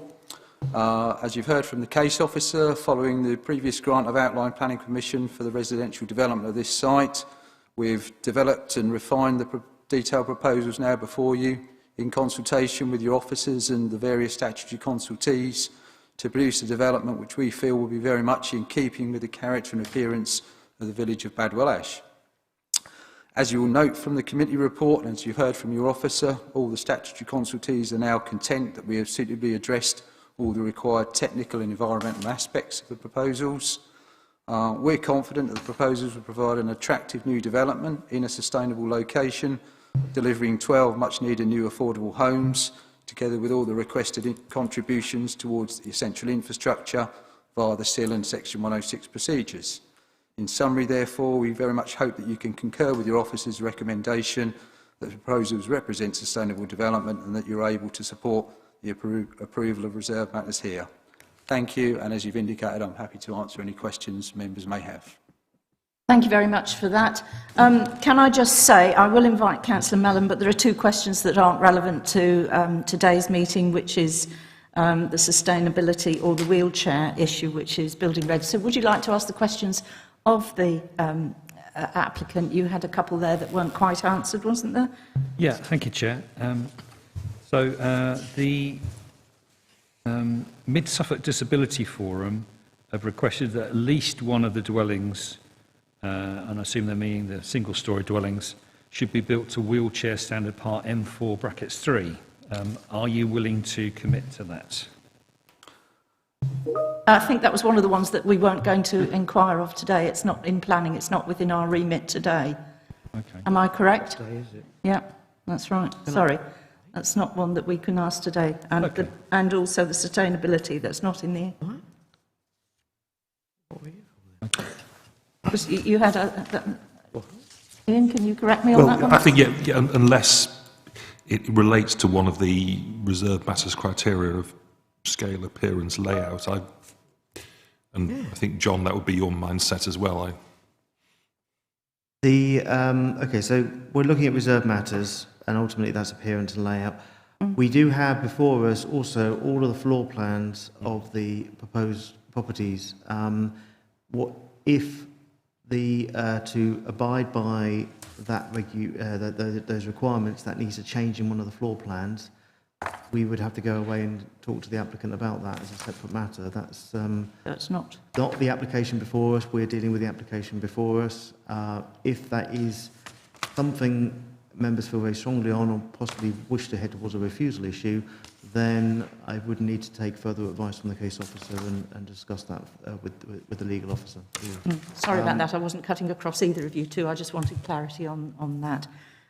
Councillor Mellon, was there something else that you had there? There was landscape and the height, wasn't it? Yeah, there was a question about the height of 3 boundary walls, which they were seeking to be clarified, and they suggested the addition of fencing into the hedges to protect them from people walking through them, I think basically is what it seemed to be. So I assume that's something I think they're things that we've picked up along the way, certainly in terms of the landscape boundary that the officer referred to around the periphery of the site. There is post and wire fencing either side to essentially protect the trees as they look to establish. And as the case officer indicated, the heights of the walls are the standard heights within the development as you expect. Okay. Got one more, is that okay? Please do. Please. I don't know if you're aware that in Badwell Ash they've got a little project going to support house martins, and some of the other developments have been putting house martin cups under the eaves. The secretary of the House Martin Protection League lives in Badwell Ash, so I think the question is, are they going to put them? The question is, would you be willing to put those on? Yeah, I mean, as the case officer indicated, under the conditions both on the outline and potentially here, there is the requirement for ecological enhancements, and they could form part of that, yes. Thank you. Excellent. Any further questions for the applicant? Councillor Caston? Thank you, Madam Chairman. I haven't seen a detailed archaeological report for this. Is there one, and I've missed it? If so, can you can you tell me what area was investigated and what the means was, how it was investigated, please? Yeah, we have worked with the county archaeologists as we do on all our sites. I understand that original sort of 5% trial trenching was undertaken with the outline application. The results of that were that further investigation of this western end of the site, roughly where the attenuation basin is in the area there, was more recently excavated, hence why you probably saw the diggers on the site. Again, that was under the supervision of Suffolk County Archaeology, and in due course, under the requirements of the condition appended to the outline plan of permission, there will be a report of that excavation submitted to the county archaeologist to sign off. Okay, thank you. Any further questions for the applicant? No? Thank you very much indeed. If you'd like to return to your seat. Thank you very much indeed. Oh, Mr. Smith. The wire under your foot. Yes, your feet Sorry, caught in the had to trip wire. over. And now Rob will read out Councillor Ward Member Rick Mayer's presentation to us, if you would, please. Thank you, Chair. So, from Board Member Councillor Rick Mayer. Councillors, I apologise for not attending the Planning Committee in person, but personal circumstances make this impossible. Having discussed application DC 20-04785 with the Badwell Ash Parish Council, they have requested that I make the comments listed below. Over recent years, Badwell Ash has been the focus of considerable development, well in advance of the levels required within the emerging joint local plan. Whilst accepting that the principle of development for the site on land north of the Broadway, Badwell Ash, has been established in the planning permission issued under DC 18-02577, the Parish Council remains concerned over the amount of development within the village and the damage this is doing to the quality of life of local residents and that they enjoy. Regarding the reserve matters under consideration, they have the following comments. The open space included within the proposed site layout is limited and will encourage younger residents to access recreational facilities in the centre of the village along a narrow road that is not equipped with footpaths. They would like to add their support to the comments made by the Environmental Health Officer regarding the sustainability issues. They look forward to having sight of a sustainability and energy strategy covering the site, which should act to minimise environmental impact during both construction and occupation. Given the amount of approved development in the area, biodiversity is of increasing concern to local residents, and the Parish Council strongly supports suggestions made by the Suffolk Wildlife Trust, including the provision of integrated swift and bat boxes on all dwellings, together with the installation of hedgehog permeable fencing. The Broadway is a narrow, unlit road. Infrastructure provisions in the form of street lighting should be included in the conditions attached to any approval of the current application to ensure that residents are able to cross Broadway safely at all times of day and night, whilst accessing the village via the only safe pedestrian route through the development opposite. Councillor Rick Mayer. Thank you very much. I can now open the matter up for debate. If anybody would like to start us off, thank you very much indeed. Councillor Humphreys. Madam Chair, thank you. I think on the face of it, this is fairly good development.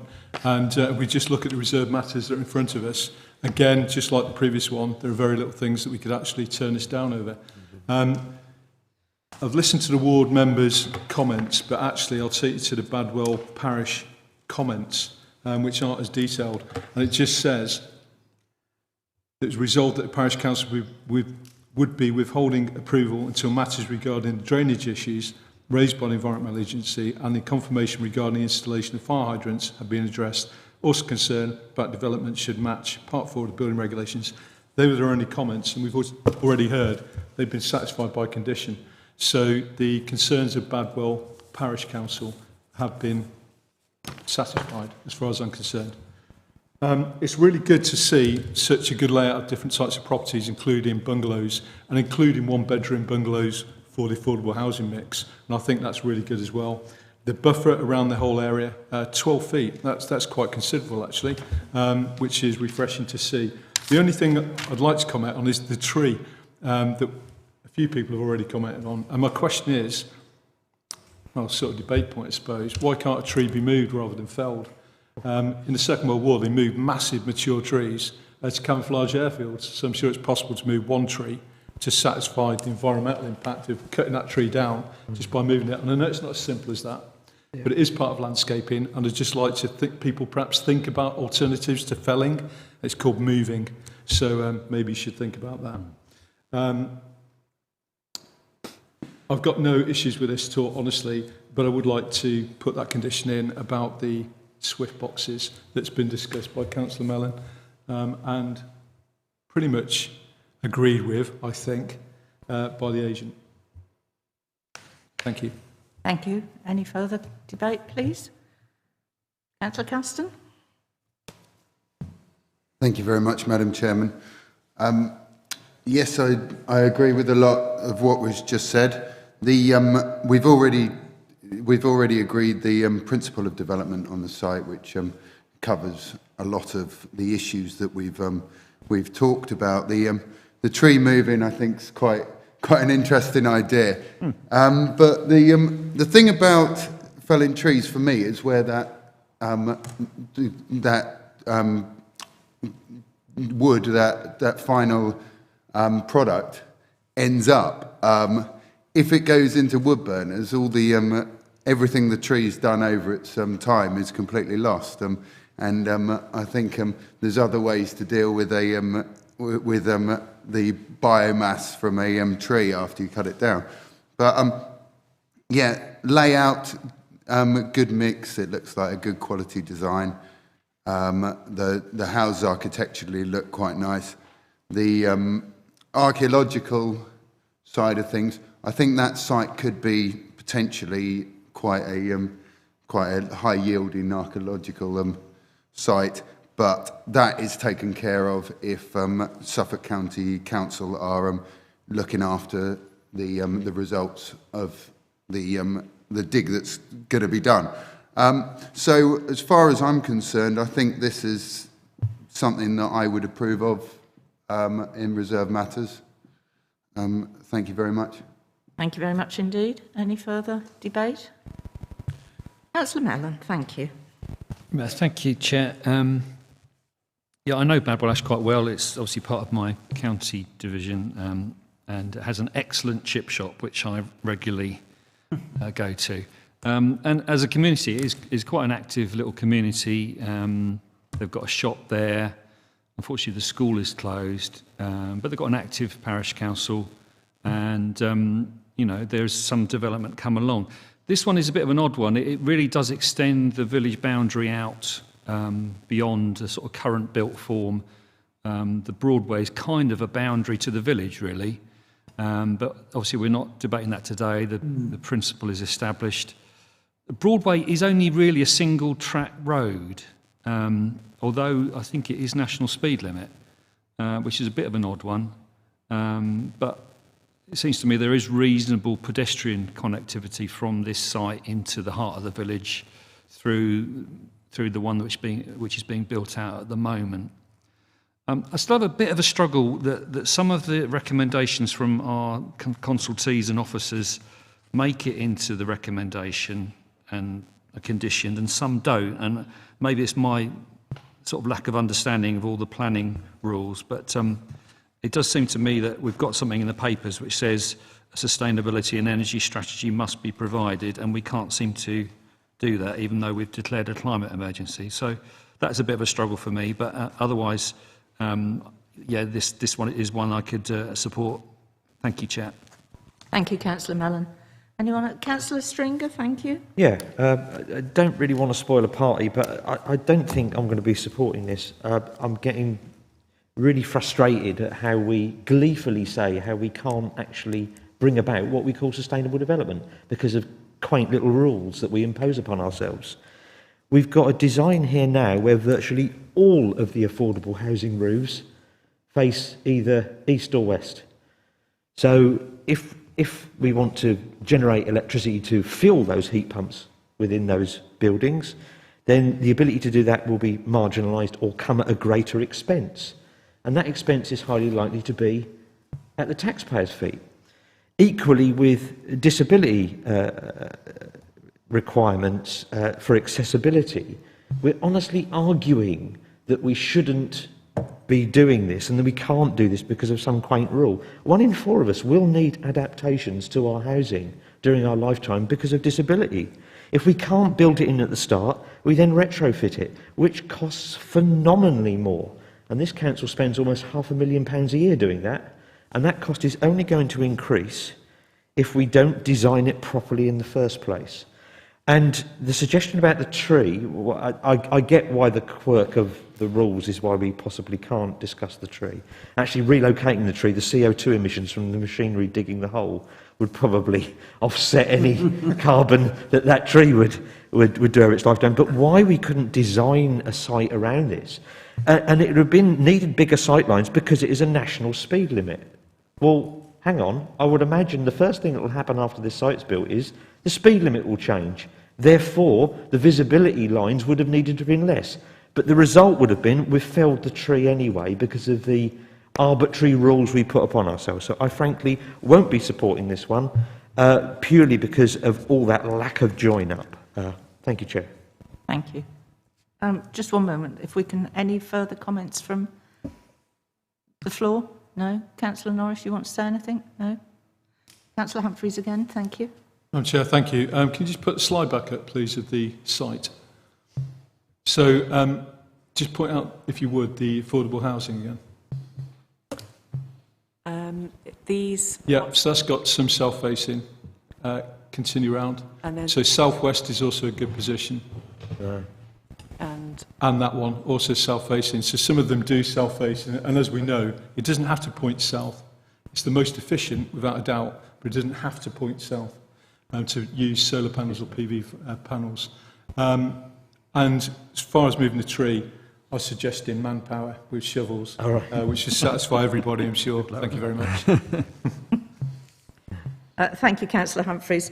Well, I've listened to what people have said and I've read the notes and like Councillor Stringer, I did actually bring up the mention of the tree right at the beginning and at briefing. We don't know what sort of tree it is, so Councillor Caston, I don't know whether we can turn it into wood-turning items, but a very thoughtful comment.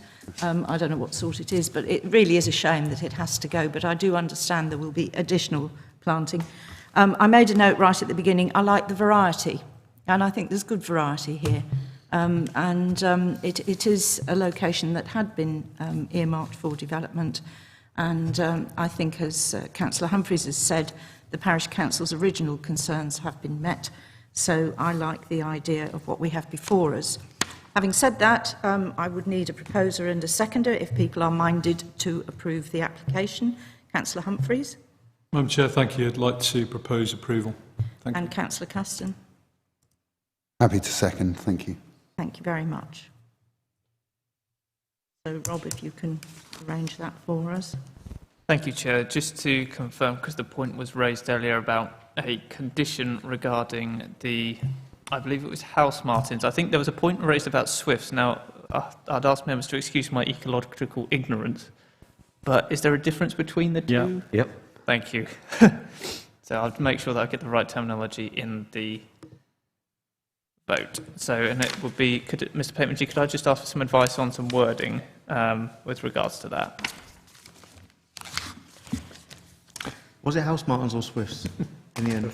It was house martins that Councillor Mellon mentioned. I better change my wording then. All right, okay. I think what you've already got in your papers is enhanced biodiversity strategy conditions, and I suppose in what I would probably suggest to do that you're essentially just adding additional piece to that, which is, and this shall include a scheme for house martin boxes to the relevant dwellings. So I would just simply add that to that condition effectively. So we would be requiring a scheme for nest boxes for house martins as part of the biodiversity strategy that's conditioned.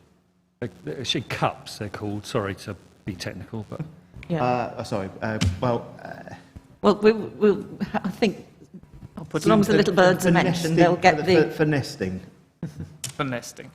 appropriate. I don't want to call them cups, just in case we get lots of cups put on houses. Yeah.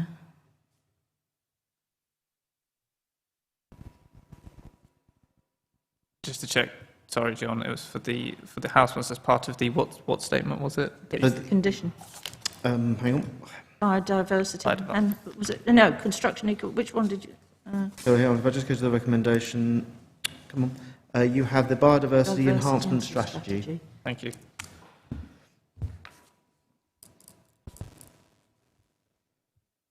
Councillor Stradbroke. I just want to make quite a cheeky point that the orientation of No, I think we finished the debate. Okay, no, I'm just suggesting, just so you're aware, the orientation needs to be on north-facing walls. Yeah. So those houses that are orientated from me the wrong way will also not support these cuts because you will then cook the birds. Can we sort of... Yes, Councillor Humphreys? Madam Chair, then, for the condition then, maybe where possible. Yes, where possible.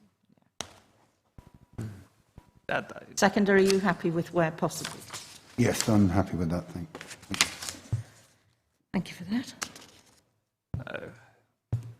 Apologies, Chair, that's just deleted that all. I would just ask for a couple of minutes. Apologies. Just take it slowly.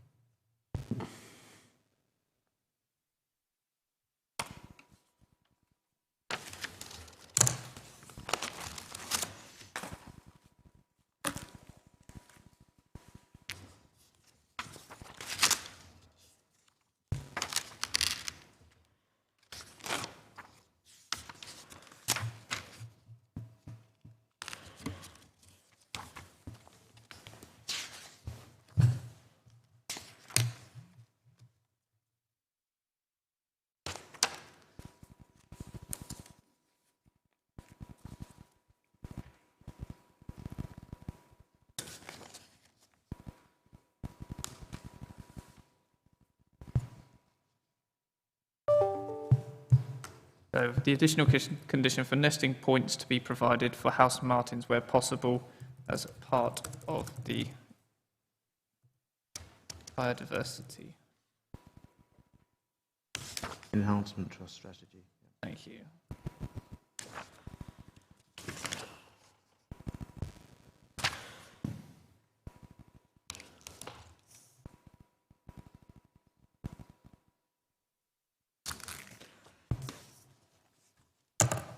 Thank you, Chair, and thank you, members, for bearing with me there. So, if members want to go to the modern.gov app and go to the plus sign in the top right-hand corner and go on the subsection on voting/attendance, the vote will now show in progress. Councillor Humphreys, can I please take your vote? For. Thank you.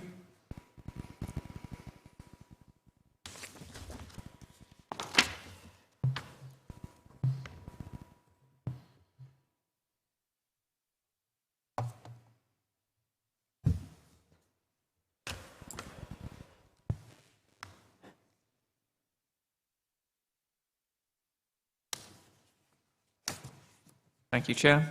All votes have now been received, and there's 6 votes for and 1 against, so that is carried. Thank you very much indeed, everybody. So if we move on.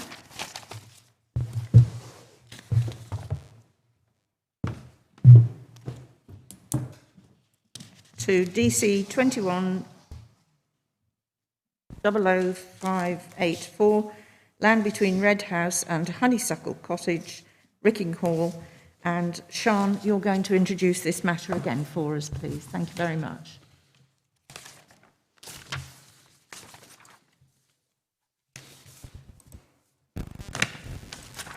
Oh, they've gone again. Robert, are we all gone?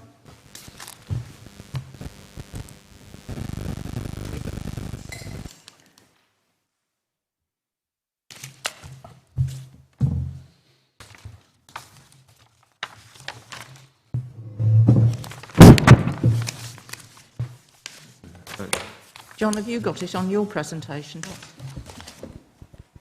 Is it on your screen, Sean? Yeah. So, are you hit? Is it presenting? Is it presenting?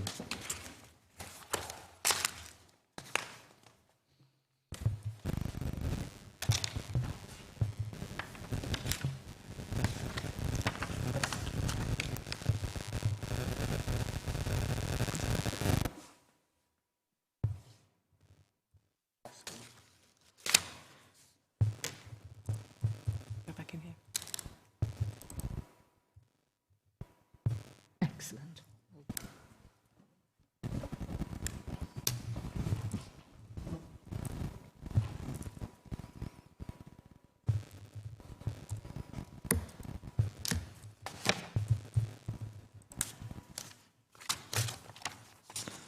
Okay. Thank you, Chair. So this application is in the north of the district, in Rickinghall, in land in the street. So the application site, again, is hatched in the pink hatching with the orange outline, and this is the main street in Rickinghall leading up towards the marketplace. You can see the pattern of development along the frontage, and the application site makes use of an existing access into land at the rear.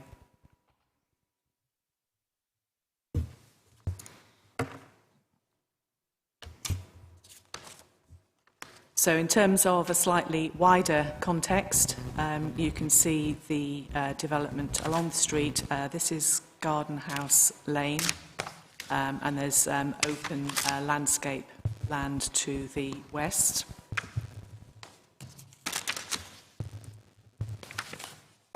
So the site lies in the conservation area, which is the purple line and this hatched area. The brown line is the settlement boundary. So it lies outside the flood zones, which are off to the west, and nearby listed buildings are highlighted in orange. This one here is obviously nearest the site, which is the old Four Horseshoes.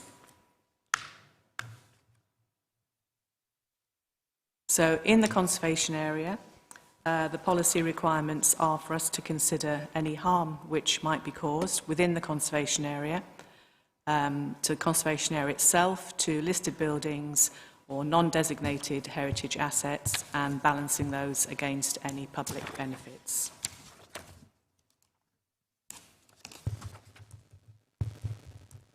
The site edged in red between the Red House and Honeysuckle Cottage. So in terms of the site plan, the proposal is making use of the existing vehicular access, which goes to land at the rear of the Red House. And this is the proposed dwelling in this position here. Excuse me. It's quite useful to look at the floor area, and I do have some dimensioned plans as well coming up, but to just look at the scale of that floor area compared to, for example, the traditional scale properties on the road frontage. These buildings here are outbuildings to Bradgate House, which is located approximately here. So vehicular access, parking and turning in this vicinity here. So the agent provided some dimensions to the site boundaries, this dimension here being in the region of 1.8 metres. This is about 3.4 metres, about 6 metres here to the rear boundary fence. And this does actually say 5.8, but I think actually it should be more like, I think it's been scaled, it should really be about 11.3 metres to that southwestern boundary.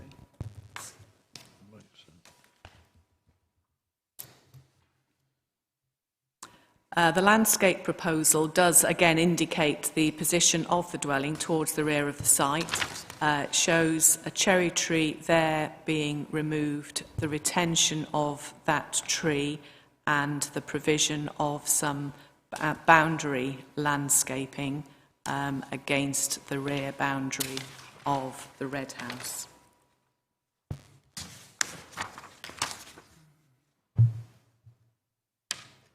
This is just for a little bit of context, because this point was raised by the Heritage Officer.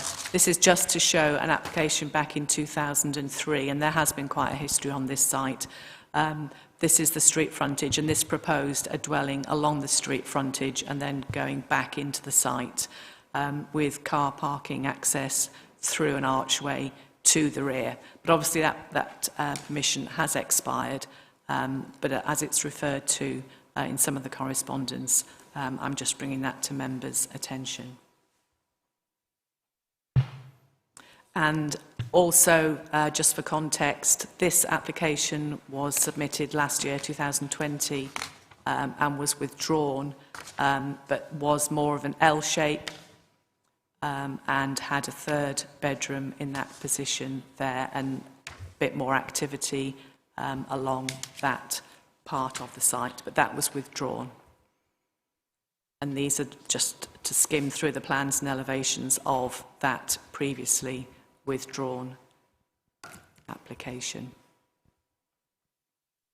So the proposal before us today is for two-storey, but the first floor accommodation of 2 bedrooms and a little study area are really lit by roof lights, so it's sort of 1.5 storey. On the ground floor, a bathroom and an open plan kitchen, living, dining room, and as mentioned, 2 bedrooms on the first floor.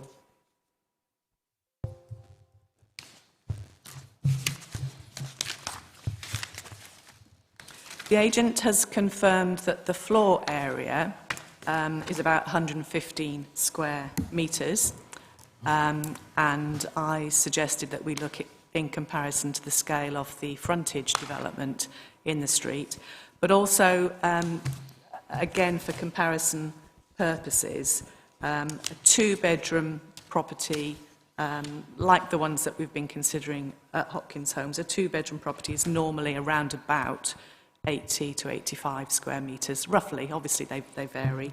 And a 3-bed would be about 90 to 100 square metres.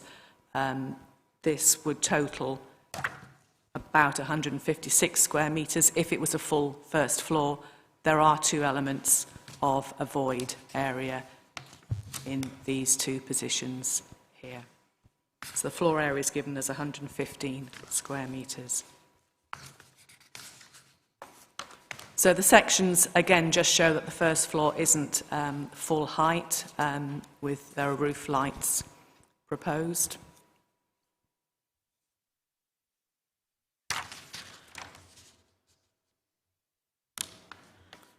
The elevation, so this elevation here is the one which faces towards the access and therefore facing towards the street. This is the elevation, the rear elevation, and this elevation faces the garden area. You can see the 2 roof lights and solar panels, and that's the northeastern elevation. There wouldn't be any overlooking from those high-level roof lights to the neighbouring property. The proposed materials are indicated as a red brick plinth, vertical timber boarding, and pan tiles to the roof.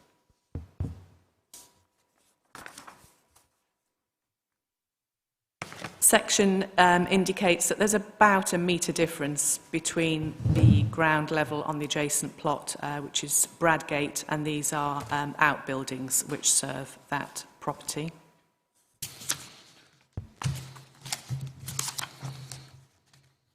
This plan, again, it's just showing the visibility display, which is required, and skims Red House in that direction and facing northwest.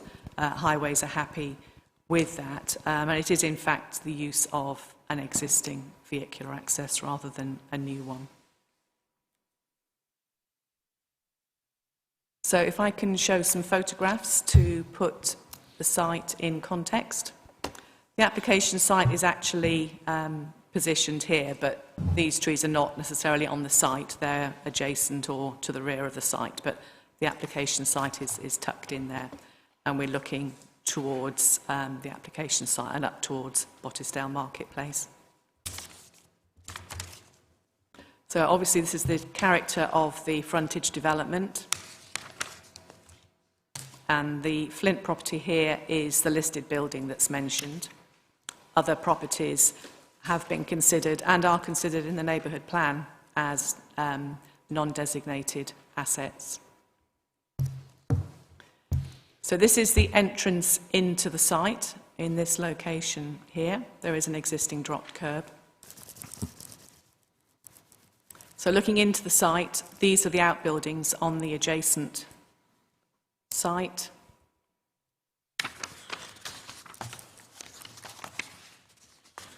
This is Honeysuckle Cottage. So now this is the site boundary, the northeast boundary of the site. And as you can see, the site is generally sort of cut grass, rough grass.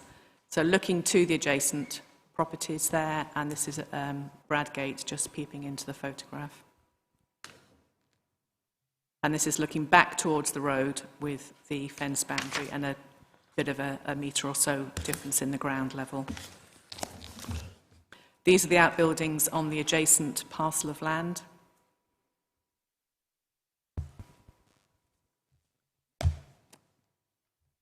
Actually, I'll just go back. Looking to the rear, you can see the trees generally behind the site. This is looking across. So the proposed dwelling is roughly in this location here. So this is then the rear boundary of the red house. That's the red house, and this is the rear of the listed building that's been mentioned. Again, that just gives a bit of a clearer view back towards the road frontage. The rear of the dwellings, and you can see this photograph actually was taken in connection with the previous application in 2020, so that might be the cherry to be removed, or which may now have been removed. The arboricultural officers raised no objection to the removal of the tree. So this is again looking towards the vegetation at the outside the application site. That's just beyond the site. And then the existing vehicular access, there's on-street parking, but this is the visibility display running right across the corner of that property in the south direction and looking to the north.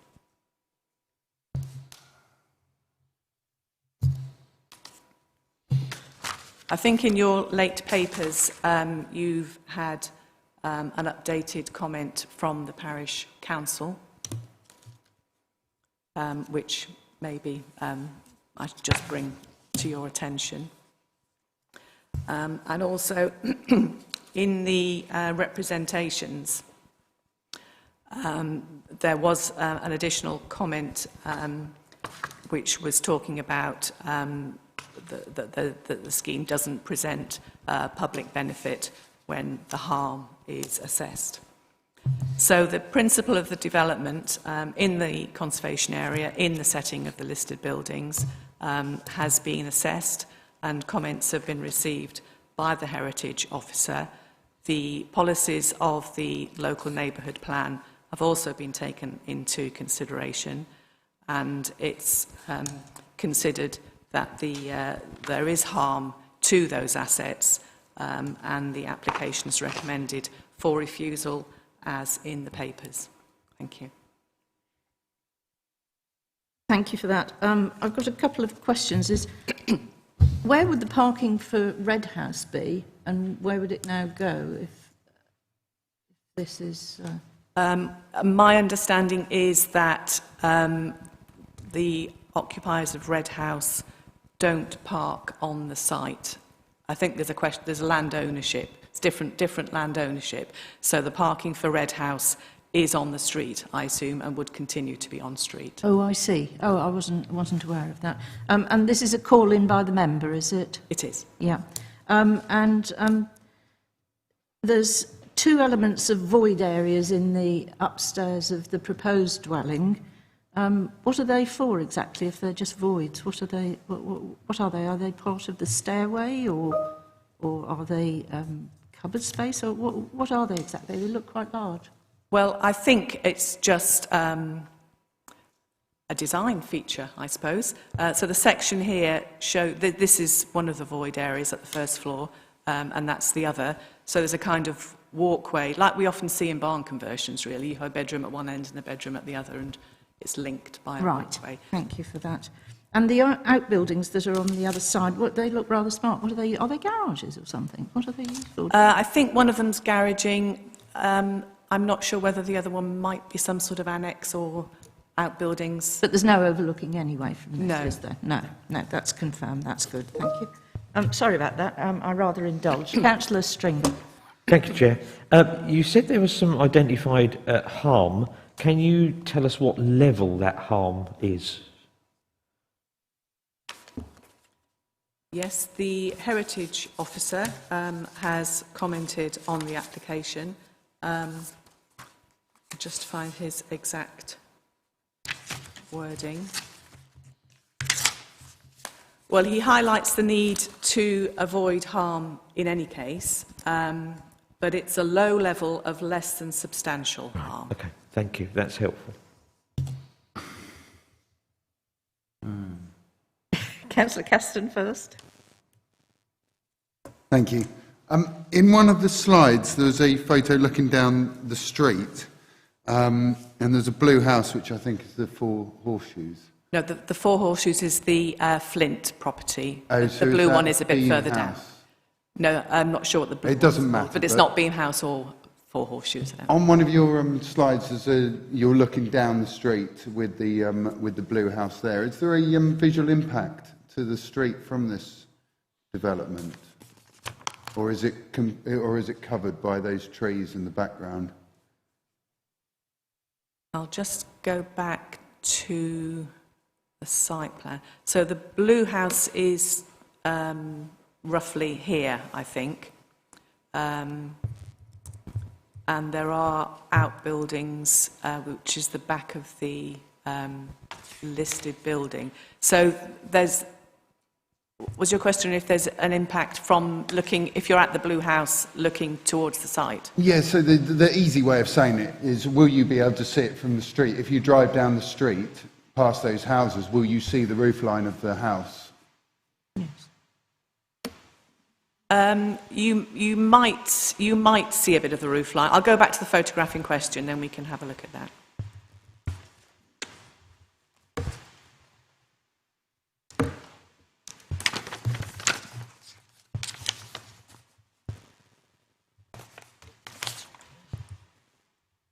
So you might catch a glimpse of the roof somewhere about there, possibly.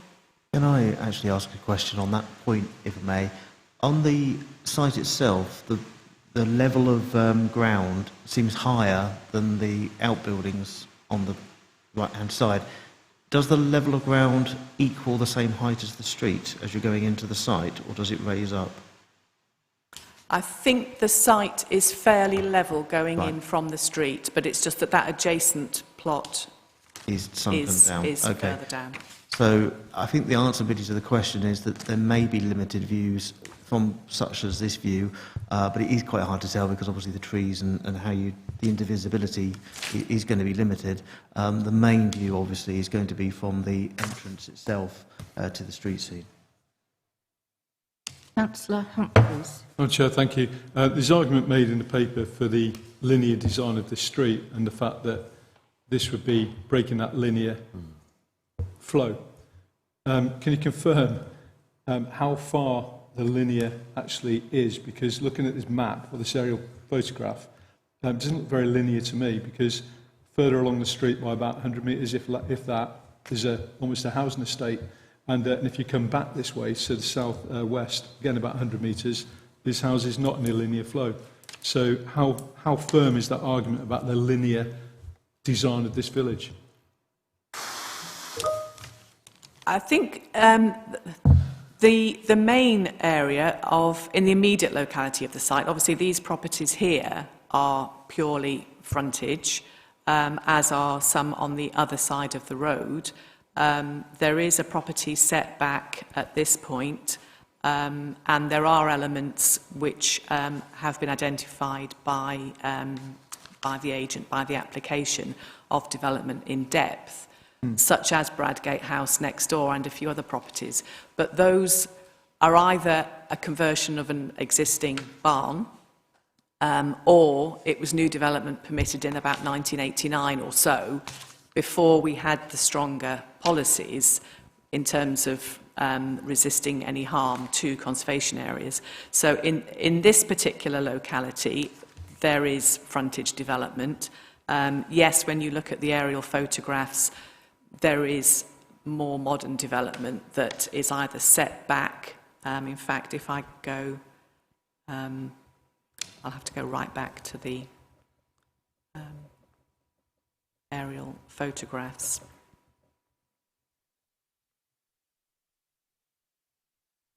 Actually, this shows it. So the conservation area. So here is the row of sort of traditionally proportioned frontage development that we've been talking about.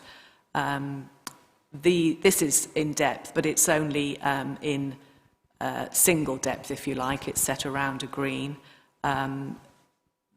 This is Bradgate House here, and this property here, I think, is a barn conversion. And then further north, there is a bit more development in depth. But looking at the second reason for refusal, which is in terms of the restricted size of the site, that adjacent property is on a much larger site, and there isn't the associated cramping and impact on amenity that you get on this smaller site. There are instances of development in depth, but the main location of the frontage development that we're concerned about in this instance is in the immediate locality. And again, you've got frontage development across the road, although it then gives in to more modern, larger sort of estate development behind.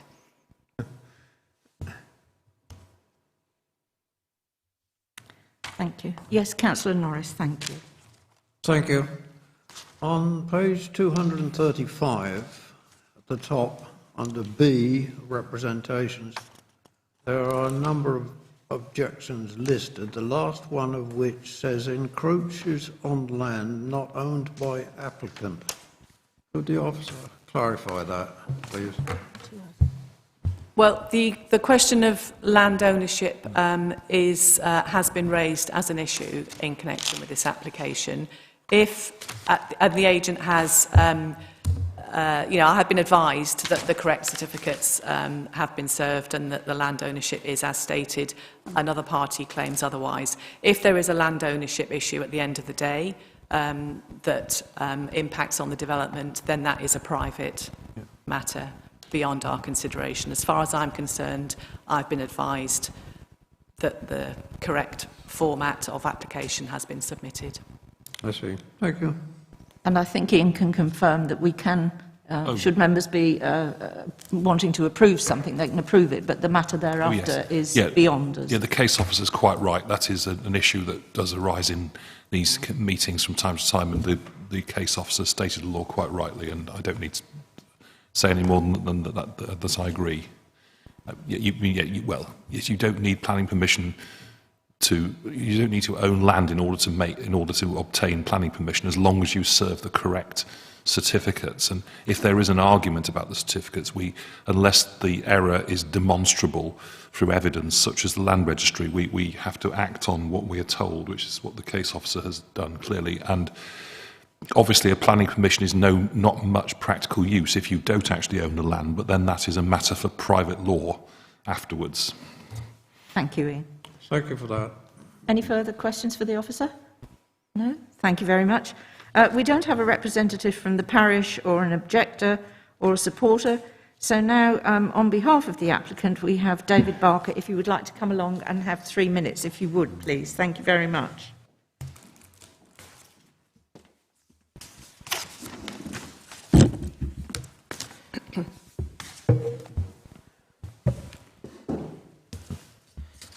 Good morning. I'm David Barker, the agent for this application. I speak on behalf of Joe and Laura Irving, who can't be here because they're both ill with COVID. They wanted to speak to you in person, so have given me this to read on their behalf. My wife and I live a short distance away. For us, this plot is a lot more than a development project. Laura was born and raised in the village. The village is home to her mother and her brother's family, and we are very much part of the community. This is about building our family home in a village so dear to us, and not something for profit, but something we can be proud of. Our current house is too small for a family. The application site has been in the family for a long time. I am a carpenter and will build the house above the usual standard for a home, with an airtight envelope, excellent insulation, heat recovery ventilation, solar hot water and rainwater harvesting. I find this type of construction a rarity for new builds. The large developments never do it, and it's something we will take a lot of pride in bringing to the village. We would be happy to have a planning condition to provide the details.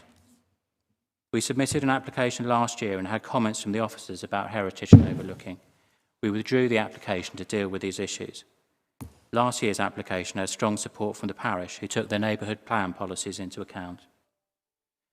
The proposal is smaller, and we have support from the parish and 2 immediate neighbours.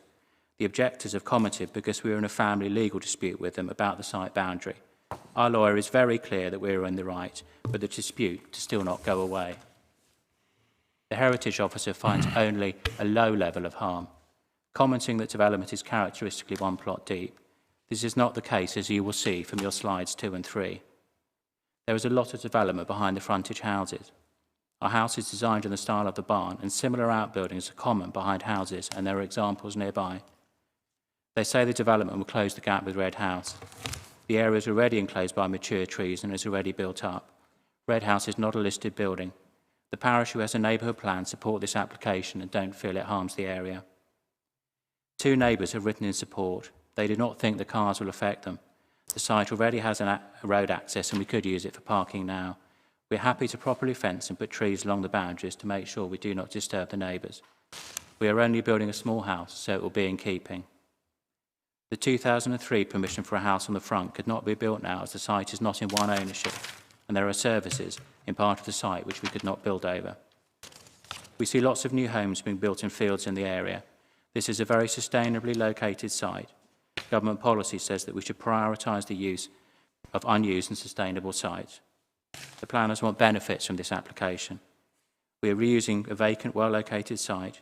The energy efficiency measures are important. It's a house type that is in need, and there will be economic benefits. The neighbourhood plan specifically wants homes for young people in the community. I hope you will support this, and I'll be happy to answer any questions. Thank you. Well, first of all, will you pass on our good wishes to the applicants with their current I will. medical issues? Thank you. Very worrying, thank you. Right, yes, Councillor Stringer? Yeah, thank you, Chair. Page 273 in our bundles. Sorry, I'll take this off a bit easier. I'm really confused about how the size of the building and the size of the gaps between it and the boundaries. Because if I take one of those and scale it, like the 5.8 metres, if that's 5.8 metres, then this building is 36 square metres over 2 floors, which it clearly isn't. So can I have clarification as to those dimensions as stated on those plans? Could I have those corrected? Yes, let me have a look. Or just clarified?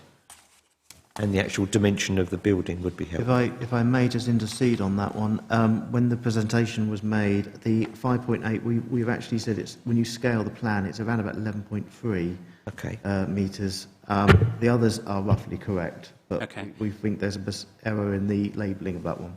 Okay. So that's 11.3 metres on the long, boundary between the sort of French doors and the side boundary. And so using those dimensions, if I try and scale the building, it then makes it ginormous. So can you tell me how big the building is, please? The building, the internal floor area of the building is 115 square metres. Yeah, but that's split over 2 floors and voids. That's very. What are the dimensions of the structure, please? Okay, that's two numbers. Yeah, I've got that on one of my plans. I think it's 5.4 by 11.6, but let me just get to that. That sounds about right. Yeah. Thank you. I've got that 12.6 by 6.2 was the dimension you gave me. Okay. Well, I've got scale all on a plan, so I'll do it here now. So internally is, the internal measurements are 11.6 and Really wanted the external, but Okay, I'll go back. you don't see the internals. Yeah. 12.3 and Yep. then 6.1. Brilliant. That's all I want today. Thank you. Thank you, Chair. Thank you very much, Councillor Stringer. Any further questions for the agent, please, Mr Barker? No? Thank you very much indeed, if you'd like to take your seat. Thank you very much indeed.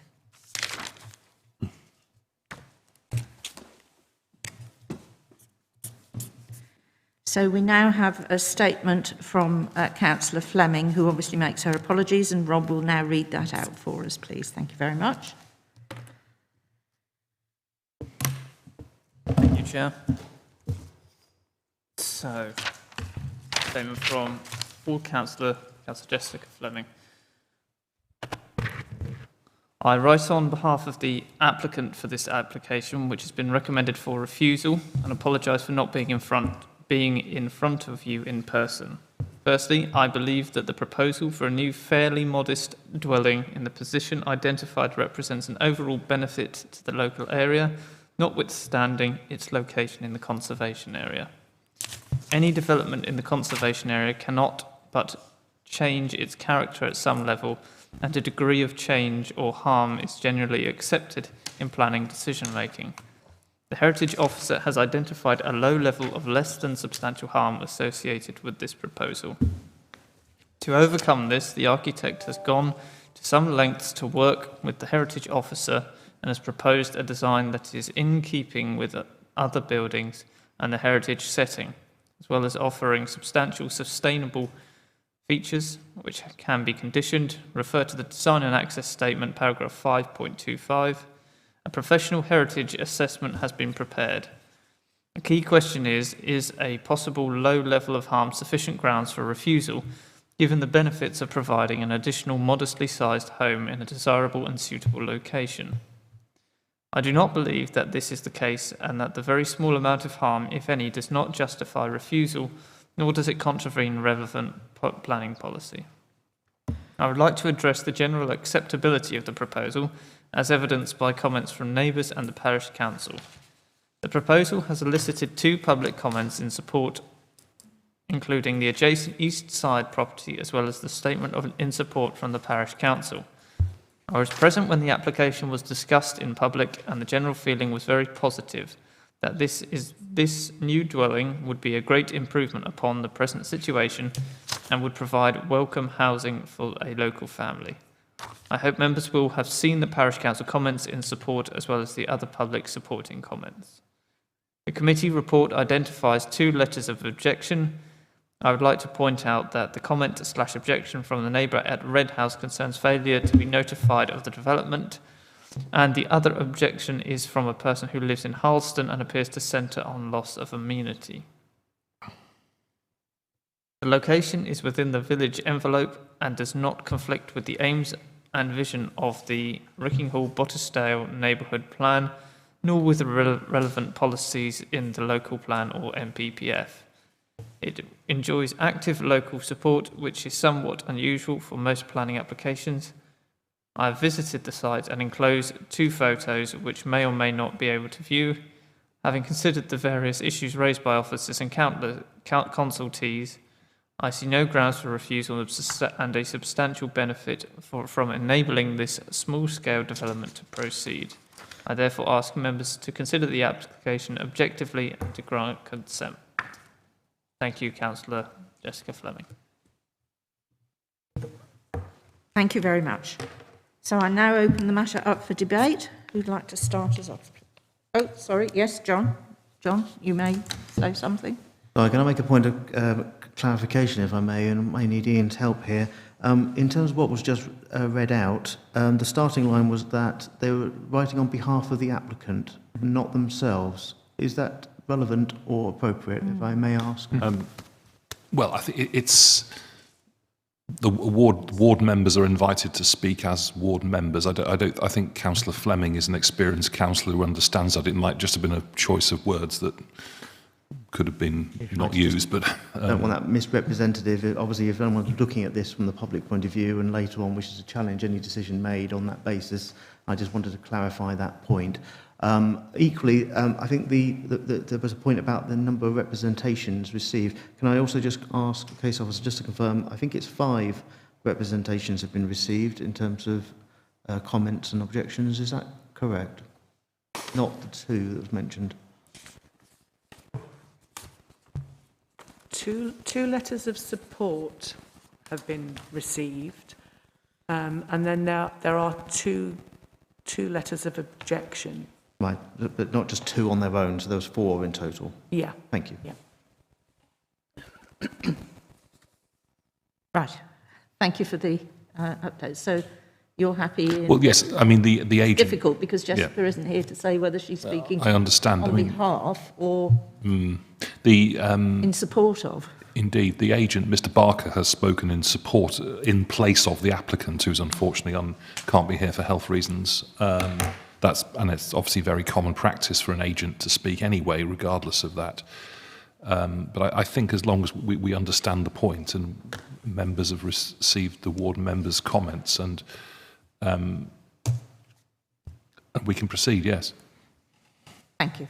Thank you for that clarity. Right, who'd like to start? Councillor Castor. So this meeting's played out a little bit differently to how I expected when I was reading this a week ago. I was looking at this development thinking, I can't really see a massive problem with this development. It's I thought the ward councillor was going to speak out. It had been brought to here because there was a big problem, and I thought, what am I missing? It doesn't seem like I've missed a lot in this. The depth of development, there's outbuildings that are very well developed, almost further back. Well, they are further back than this development. When you look at the map, like Councillor Humphreys says, when you look above, it is built out. It's not a single road alongside the street. It's got depth to it. It's I think we've got to, as always, we've got to look at what benefit this brings to the harm. But I am really struggling to see a huge amount of harm from this. I don't believe it really stands out from the street. I don't really believe that you'll know it's there from once it's built. The visibility splay for that kind of road, I think, is acceptable. The only thing I will say about it is there is a bit of a lack of space in there to manoeuvre a car, and you don't really want to have cars backing out onto that road.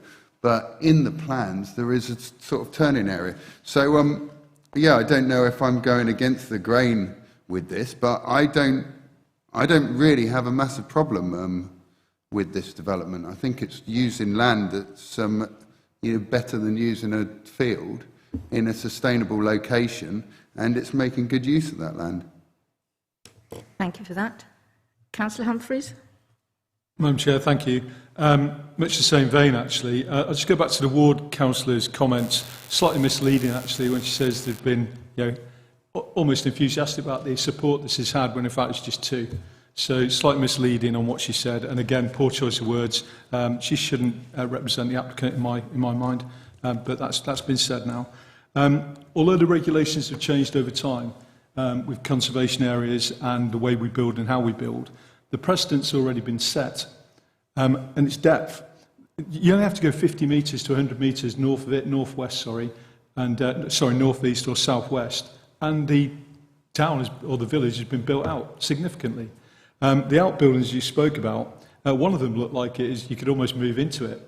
So we're not just talking about a shed or a garage, we're talking about substantial outbuildings, almost the size of this property, I would argue. Talking about the size of the property, the scale I'm a little bit confused with. So if I go to page 273, 273 shows you a plan view of the property. Now I'm looking at the size of the car, and I'm turning the length of the car along the width of the house. And it's only just a little bit bigger than the width of the car, of the length of the car. So I think the scale on the diagram seems a little bit odd. Also, the measurement from the, let's see, what direction are we? The northeastern side to the fence line, 3.8 metres, does that say? Not got my glasses on, but it's about that, isn't it? If you move that, or just take a piece of paper as I did and put it on the house is a little bit wider than that. So we talked about 6 point something metres, didn't we? So the car size and 6 point metres, to me, doesn't make sense. An 18-foot long car. The scale of this picture is misleading. And I'd like confirmation of the size of that property, the width of that property, because that picture just doesn't make sense. Or am I getting it wrong? Can we just have clarity from the officer, if you can answer that question before we proceed? Well, I haven't scaled it. I've looked, I mean, I did seek confirmation from the, sought confirmation from the agent a while ago for the dimensions, which, I mean, he's reiterated just now that the figures are just over 12 metres by just over 6 metres in plan. So are you worried, Councillor Humphreys, that the cars are too big or the house is too big or the cars are too small and the house is I'm just envious of the limousines that these clarify? people own. Yeah, huge limousines on the drive. I think if we're going to do this in future, then we need that really to represent a realistic view of what we're actually going to vote on. It's quite important, because looking at that, you go, well, that's not very wide. How can that be a family home? 2 bedrooms, and it's only just wider than a car's length. So it sort of fires back at the argument that this is going to be a family's home, and that's why these diagrams are important. But that aside, now we've clarified it's 6 metres or thereabouts, that's probably sufficient. No objections from the parish council. I get that. It's in the conservation area. I've already discussed that, which we talked about depth. The precedent's already been set. This isn't a linear village. 50 metres of this are linear, in my view, and I might be wrong, but that's the way I see it. Anything else? And the scale. Looking at the site, the scale, I think it's fairly good. I think it's suitable. It's certainly bigger than some of the modern houses we see coming before us in terms of available space, garden, driveway, etc. So I've got no objection with that either. So, like you, Councillor Castaner, initially I'm like, oh, okay, but I've changed my opinion. I haven't got a real issue with this. Thank you. Councillor Stringer. Yeah, just to help about the cars are actually perfectly to scale, because you have to show cars at being 4.5 metres length on a planning drawing. Okay. So actually at 4.5 metres, that's correct. It's not there to show you a scale, it's there to show you that a reasonably sized car could technically fit, and the highways department normally asks for them to be shown 4.5 metres long, which that is shown 4.5 metres long. So it's not far out. Although what does confuse is the measurements around it, but I think we've got to the accurate measurements now of the building.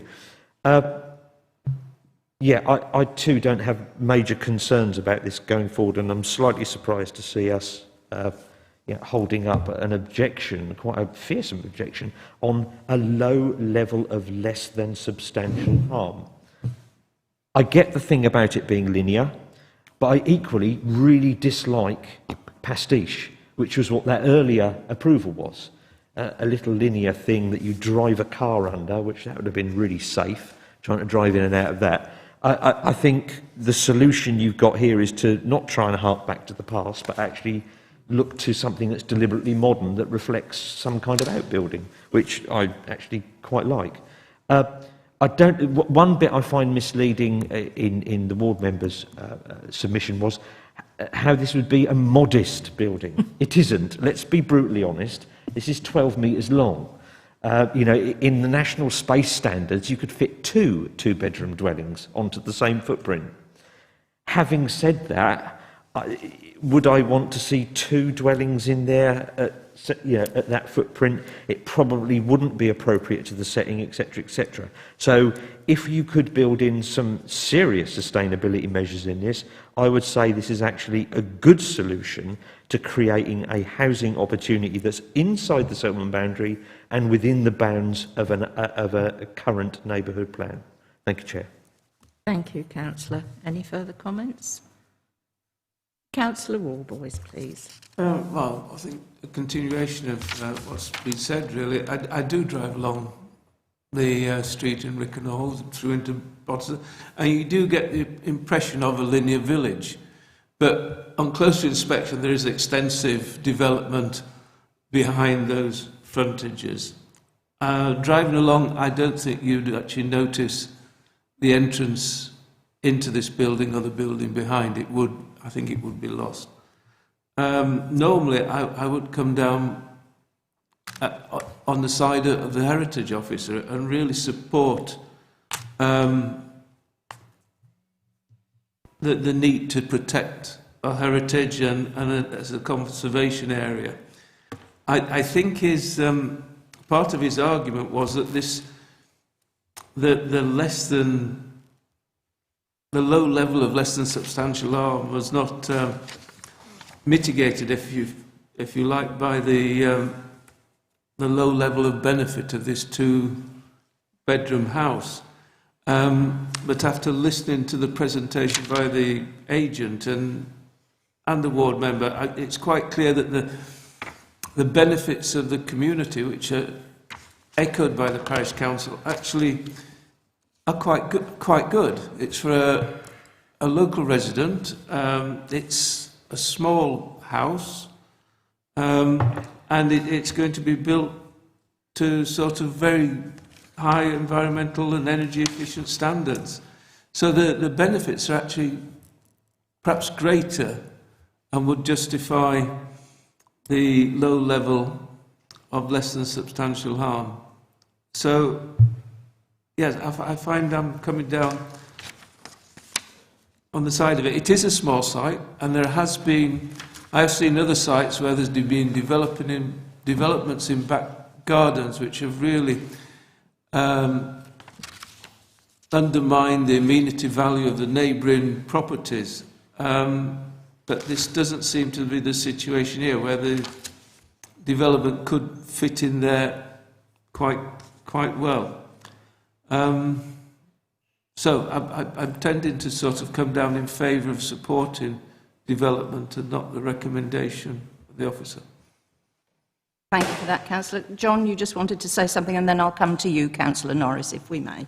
Can I just ask members in their terms of their debate, there's a couple of issues they need to consider when they're looking at this, whichever direction they're going in. Ultimately, first of all, this is a conservation area, so you are mindful that development needs to preserve or enhance the character of the conservation area.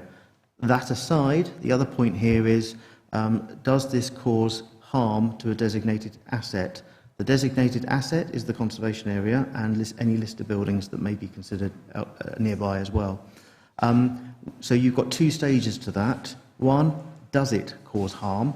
And you perhaps need to consider in your own minds whether it does or doesn't cause harm. If you reside that it does cause harm, essentially in terms of the current regulations and laws and so on, we have two categories of that, which is less than substantial harm or significant harm. If you are going down significant harm, that's a whole different ballgame. But in terms of less than substantial harm, which I think is where we're sitting around here potentially, you can then consider public benefits that outweigh or may outweigh that harm. My only caveat to that is a house for a family member or young family might be considered more of a private benefit rather than a public benefit. I will leave it there if I may. Interesting. Councillor Norris. Thank you, yes. I take Mr. Popengie's comments on board. However, I actually don't myself either have a serious issue with what is proposed here. I find the plan very misleading, the size of the cars in relation to the proposed building. And yes, maybe you could get two-bedroom properties on this site with a bit of a squeeze, but you would probably increase the traffic movements on that basis. So, without repeating many of the points that have already been made, I'm inclined to go against the recommendation for refusal. Thank you. Thank you. Any further comments? Yes, Councillor Mellon.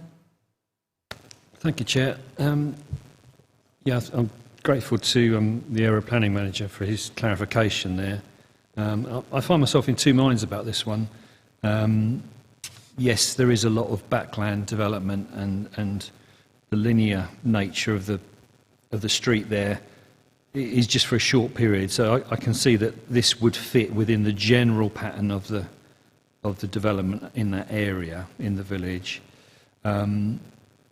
But I don't see the public benefits that would outweigh any harm. So it's a bit of a struggle. The plan and the dimensions is quite confusing. It seems to me that we'll end up with something far more cramped on the site than what appears on that plan on page 273. And then there's the concern then about manoeuvring vehicles and that sort of thing. Yeah, I'm really quite torn about this one. I'm not sure I can support it. Thank you. Thank you for that, Councillor Mellon. Councillor Humphreys. Madam Chair, thank you. A little bit of a question to come back on Mr Pateman-G's comment. What does a low level of less than substantial harm actually mean in layman's terms? That would really help. Oh, no,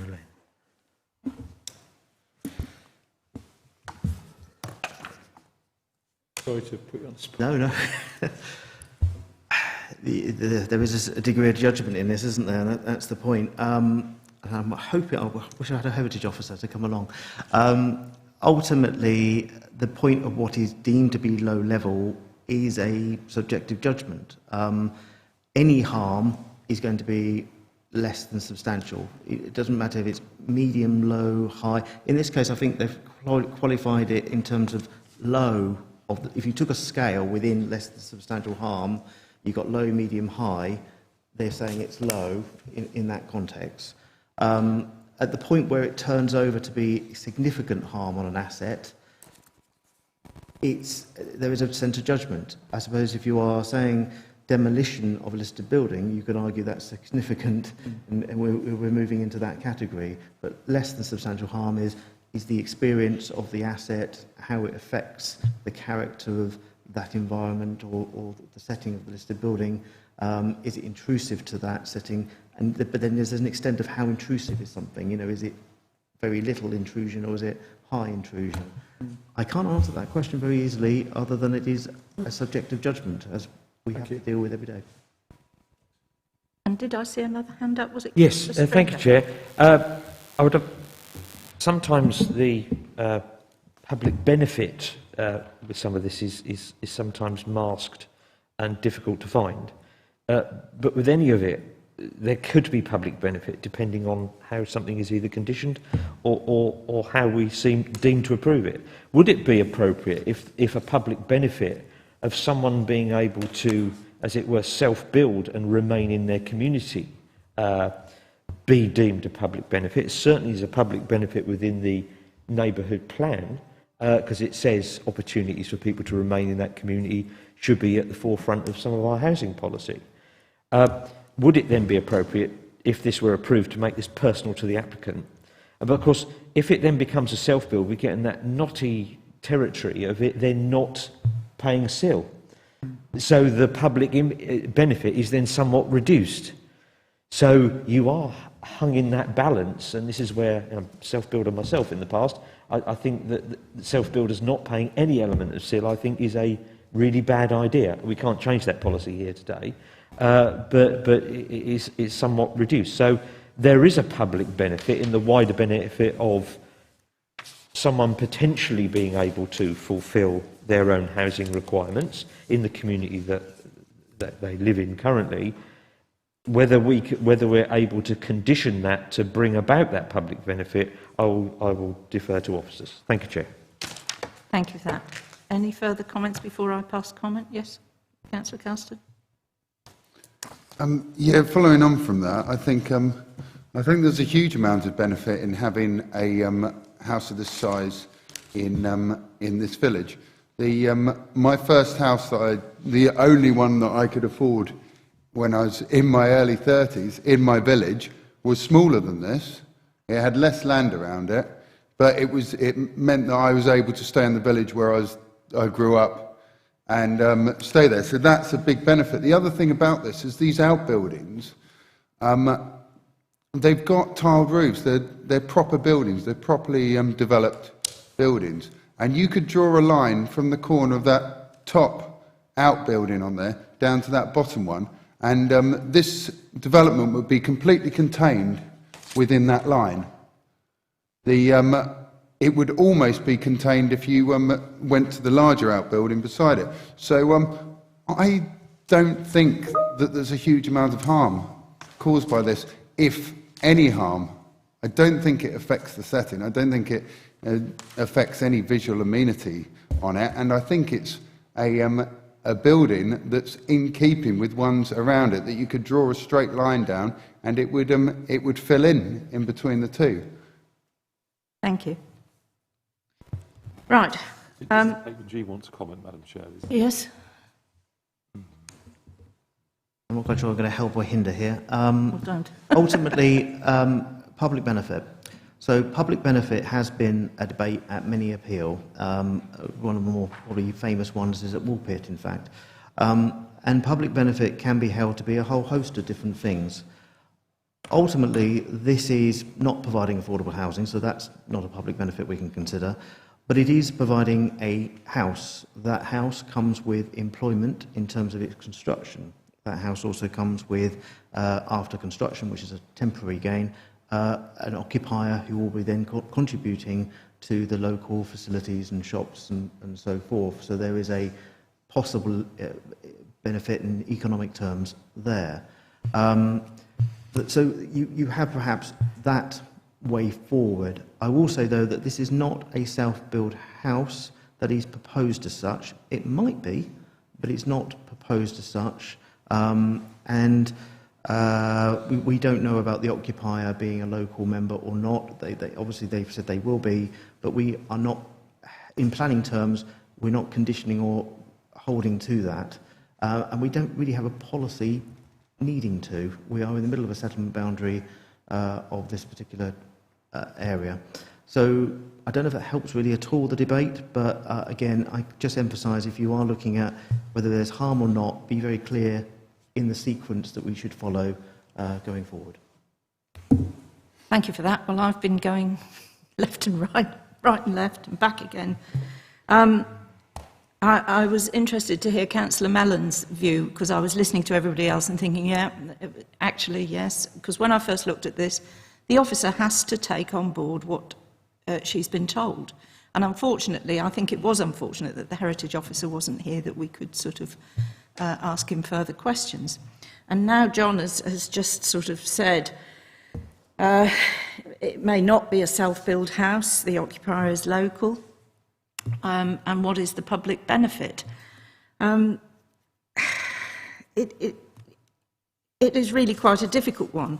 If members are minded that they do want to approve it, I think we should withdraw PD rights, definitely, because it is a very small site and it is quite a large property.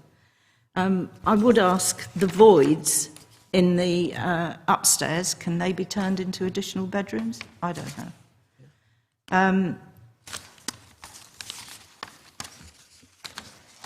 We have to ignore whatever personal things are attached to it. This is about planning.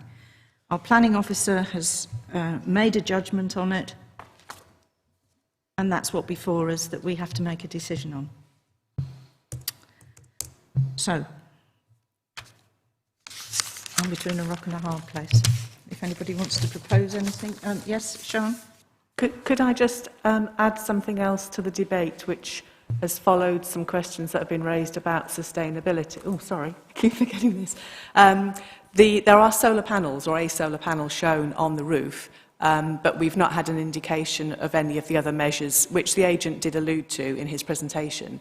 So if members are minded to approve, then we could put a condition on requesting further details of the sustainability measures. And would solar panels be approved in a conservation area? Mm-hmm. They can be PD in a conservation area.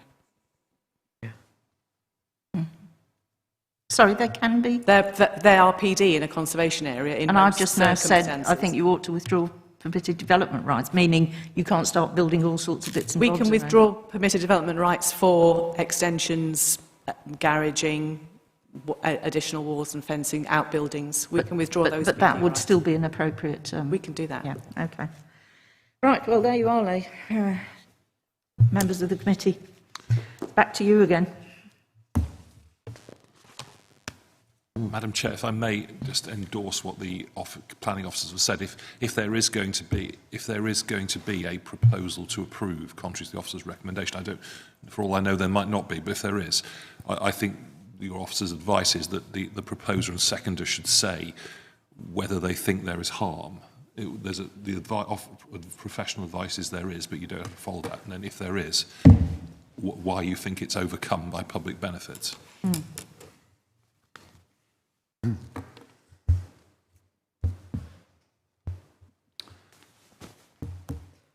We have a recommendation on page 241. Does anyone want to make any comments or proposals? Councillor String. Yeah, just trying to sort of break the down wall if I can. We're often confronted here with things that are bog standard and boring. And this isn't it. This is something that's been, I would argue, very well designed. And it follows something that we should possibly encourage.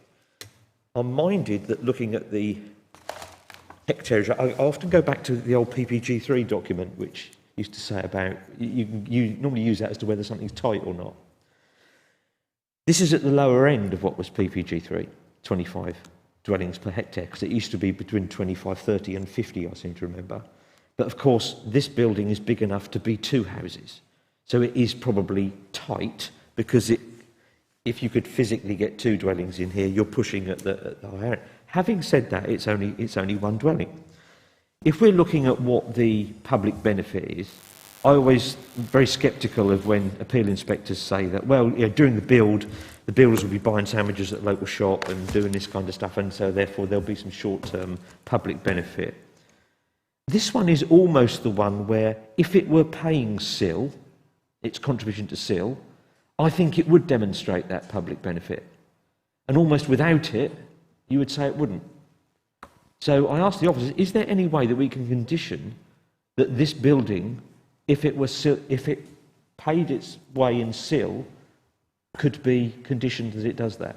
Because I personally, in my own mind, if it had that wider public benefit of washing its face in terms of its community contribution, I would be prepared to support it. I think, just before John answers that, I think we had that some considerable time ago, because unfortunately I've been doing this a long time like you, and Councillor Stringer, and there were cases where that was put on individual properties and people just said, no, we're not going to do it. And then, of course, times have changed and moved on, and SIL comes into it.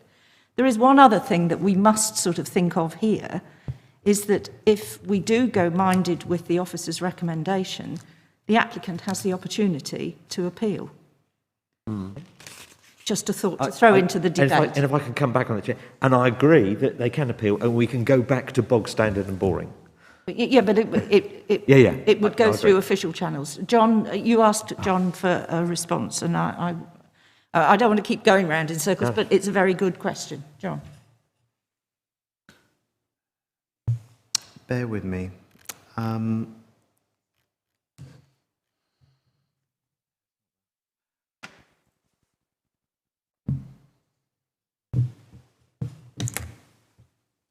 In terms of the question, the question of can we attach SIL to it? Can we attach SIL to it? I think the answer is no. Ultimately, because SIL, a community infrastructure levy, is a separate regime to planning. It's material to planning, but it's a separate mechanism which has its own regulations, and we're trying to sort of cross purposes here in terms of doing that. And I think I haven't got it to hand, but I would probably find quite a lot of stuff telling me legally I'm not allowed to do that if I went away and looked at it, but I'd have to go away and look at it. So. I think Ian's confirming that. My instinct is that you're right, Mr. Payton. I think what we can say is it's not an affordable house dwelling, and it's not been identified by the applicant as a self-build property has it? If it was, they would, there'd be the sill exemption, and there would be additional factors to advise members on in terms of the policy encouragement of self-build that we have to take note of. But I'm just trying to think off the top of my head, it might be technically possible that it will become a self-build if the landowner decides to do things that way. But that's the other thing, of course, with self-build, is you can declare a property that's been granted permission to be self-build a year later, you know, and do it that way. And then because of the separate nature of sill regulations, they then, when they put their sill form through, they declare it as self-build and they can avoid, it'll be zero sill. I don't know the technical words, but that's essentially how that works. So the answer is no. I can't find a way forward on that. I think ultimately, if members are looking at public benefits, we do have a construction benefit. We do have it's not just the builders on site going to the pub and sandwich bars, but we also have the construction industry as a whole as a benefit. You have other benefits then in terms of the ongoing operational nature of a dwelling and its association with the social and economic uses of the village going forward. Those are benefits. There isn't any real heritage benefits, I would suggest here, that could be deemed to be public benefits. For example, restoring a listed building or so on. But, you know, what weight you give the benefits that there are is your discretion. I think, John, we've had quite a few refusals, even at appeals, on some things such as this with more teeth to it. So it is a difficult one, but I think we've sort of debated this long and hard, and I think something needs to be done, that we ought to make some sort of proposal one way or the other. Councillor Warboys. Can I just clarify? So it's not just the impact on the conservation area when you look at the recommendation, but it's the second part as well, where we're looking at restricted space for the parking of manoeuvring of vehicles. And I keep looking at the plans on page 272 and 273. The width from the, that's been put in, the width from the barn to the boundary is 5.8 metres, which is just over the length of a large car.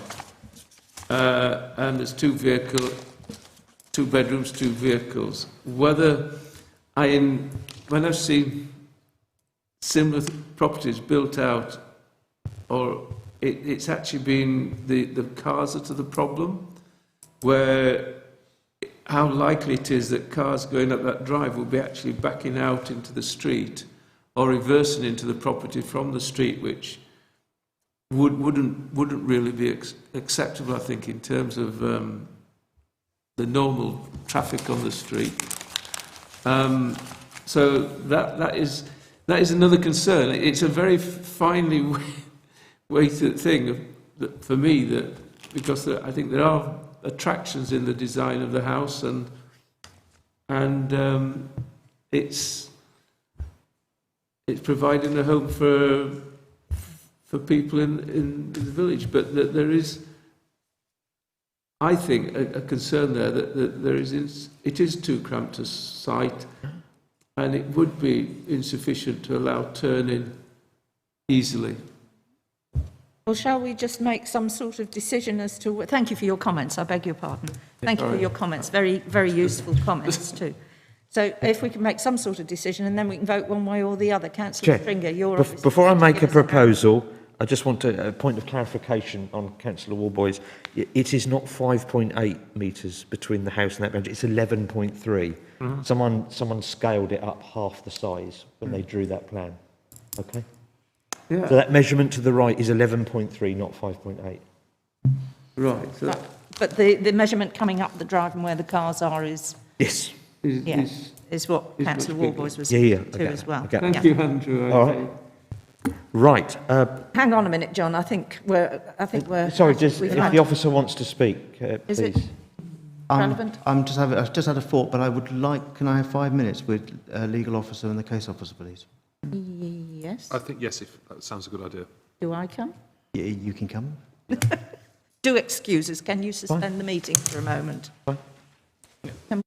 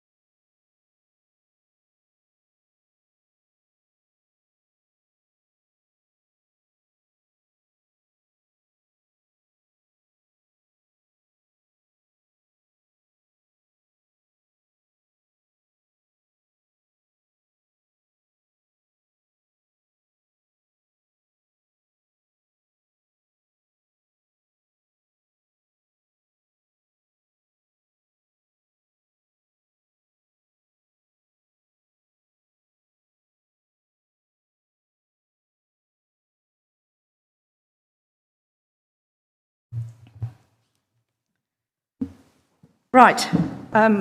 There's been legal and planning discussions, which I will ask John Pateman G to help us with the very difficult decisions that we've been making today, or trying to. Thank you. So the reason I asked to have a word with our legal colleagues is a matter that has been progressing through the debate. There is a considerable confusion about the dimensions and proportions and the plans in front of us. I am concerned at the possible risk that any decision, whether approval or refusal, made given that uncertainty, could be challenged, and ultimately it is a direct bearing on how you are judging the impact of the building and its association of land on the conservation area. So it's for that reason I am going to respectfully ask if the Chairman may propose deferral for us to go back to the agent, go over all of the plans and details so that we can ensure that a clear, concise and correct set of plans are presented for members to consider, if I may. And so from the Chair, on that basis, I propose that we do defer the matter so that we get accurate information of the measurements, which all of you were clearly inquiring over. And indeed, I did just catch Councillor Humphreys' hand go up. And do you I'd like to second that. To second it, that we defer it. And what can we have the exact wording for the reason for deferral, please, so that we know what we're voting for? So I would suggest we say we are looking for clarification and confirmation of all plan details in order to assess the impact on the conservation area.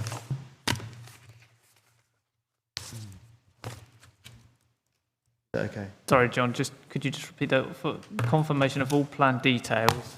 In order to assess the detail, the impact on the conservation area. Got inaccurate measurements, did you have in? I missed that. Yeah, measurements.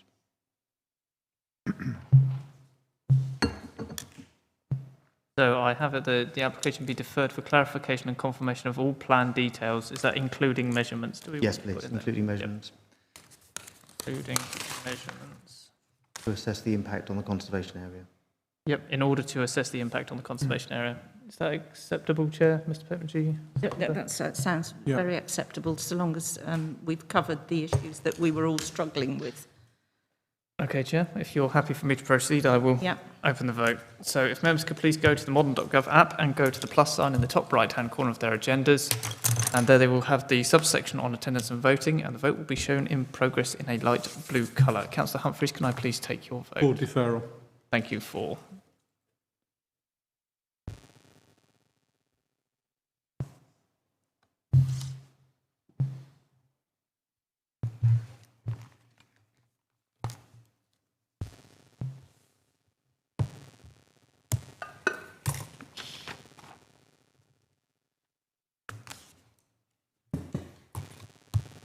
Councillor Carson, is it your mod.gov working, or do you want me to take it verbally?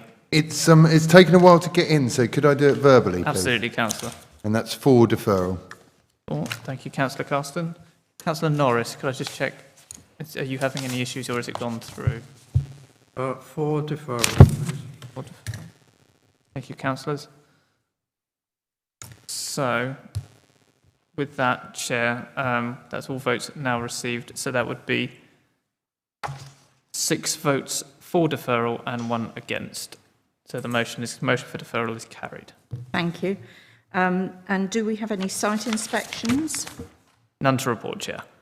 In that case, then I'll now formally close the meeting, and thank you very much for everybody's very informative debate. Thank you. Thank you.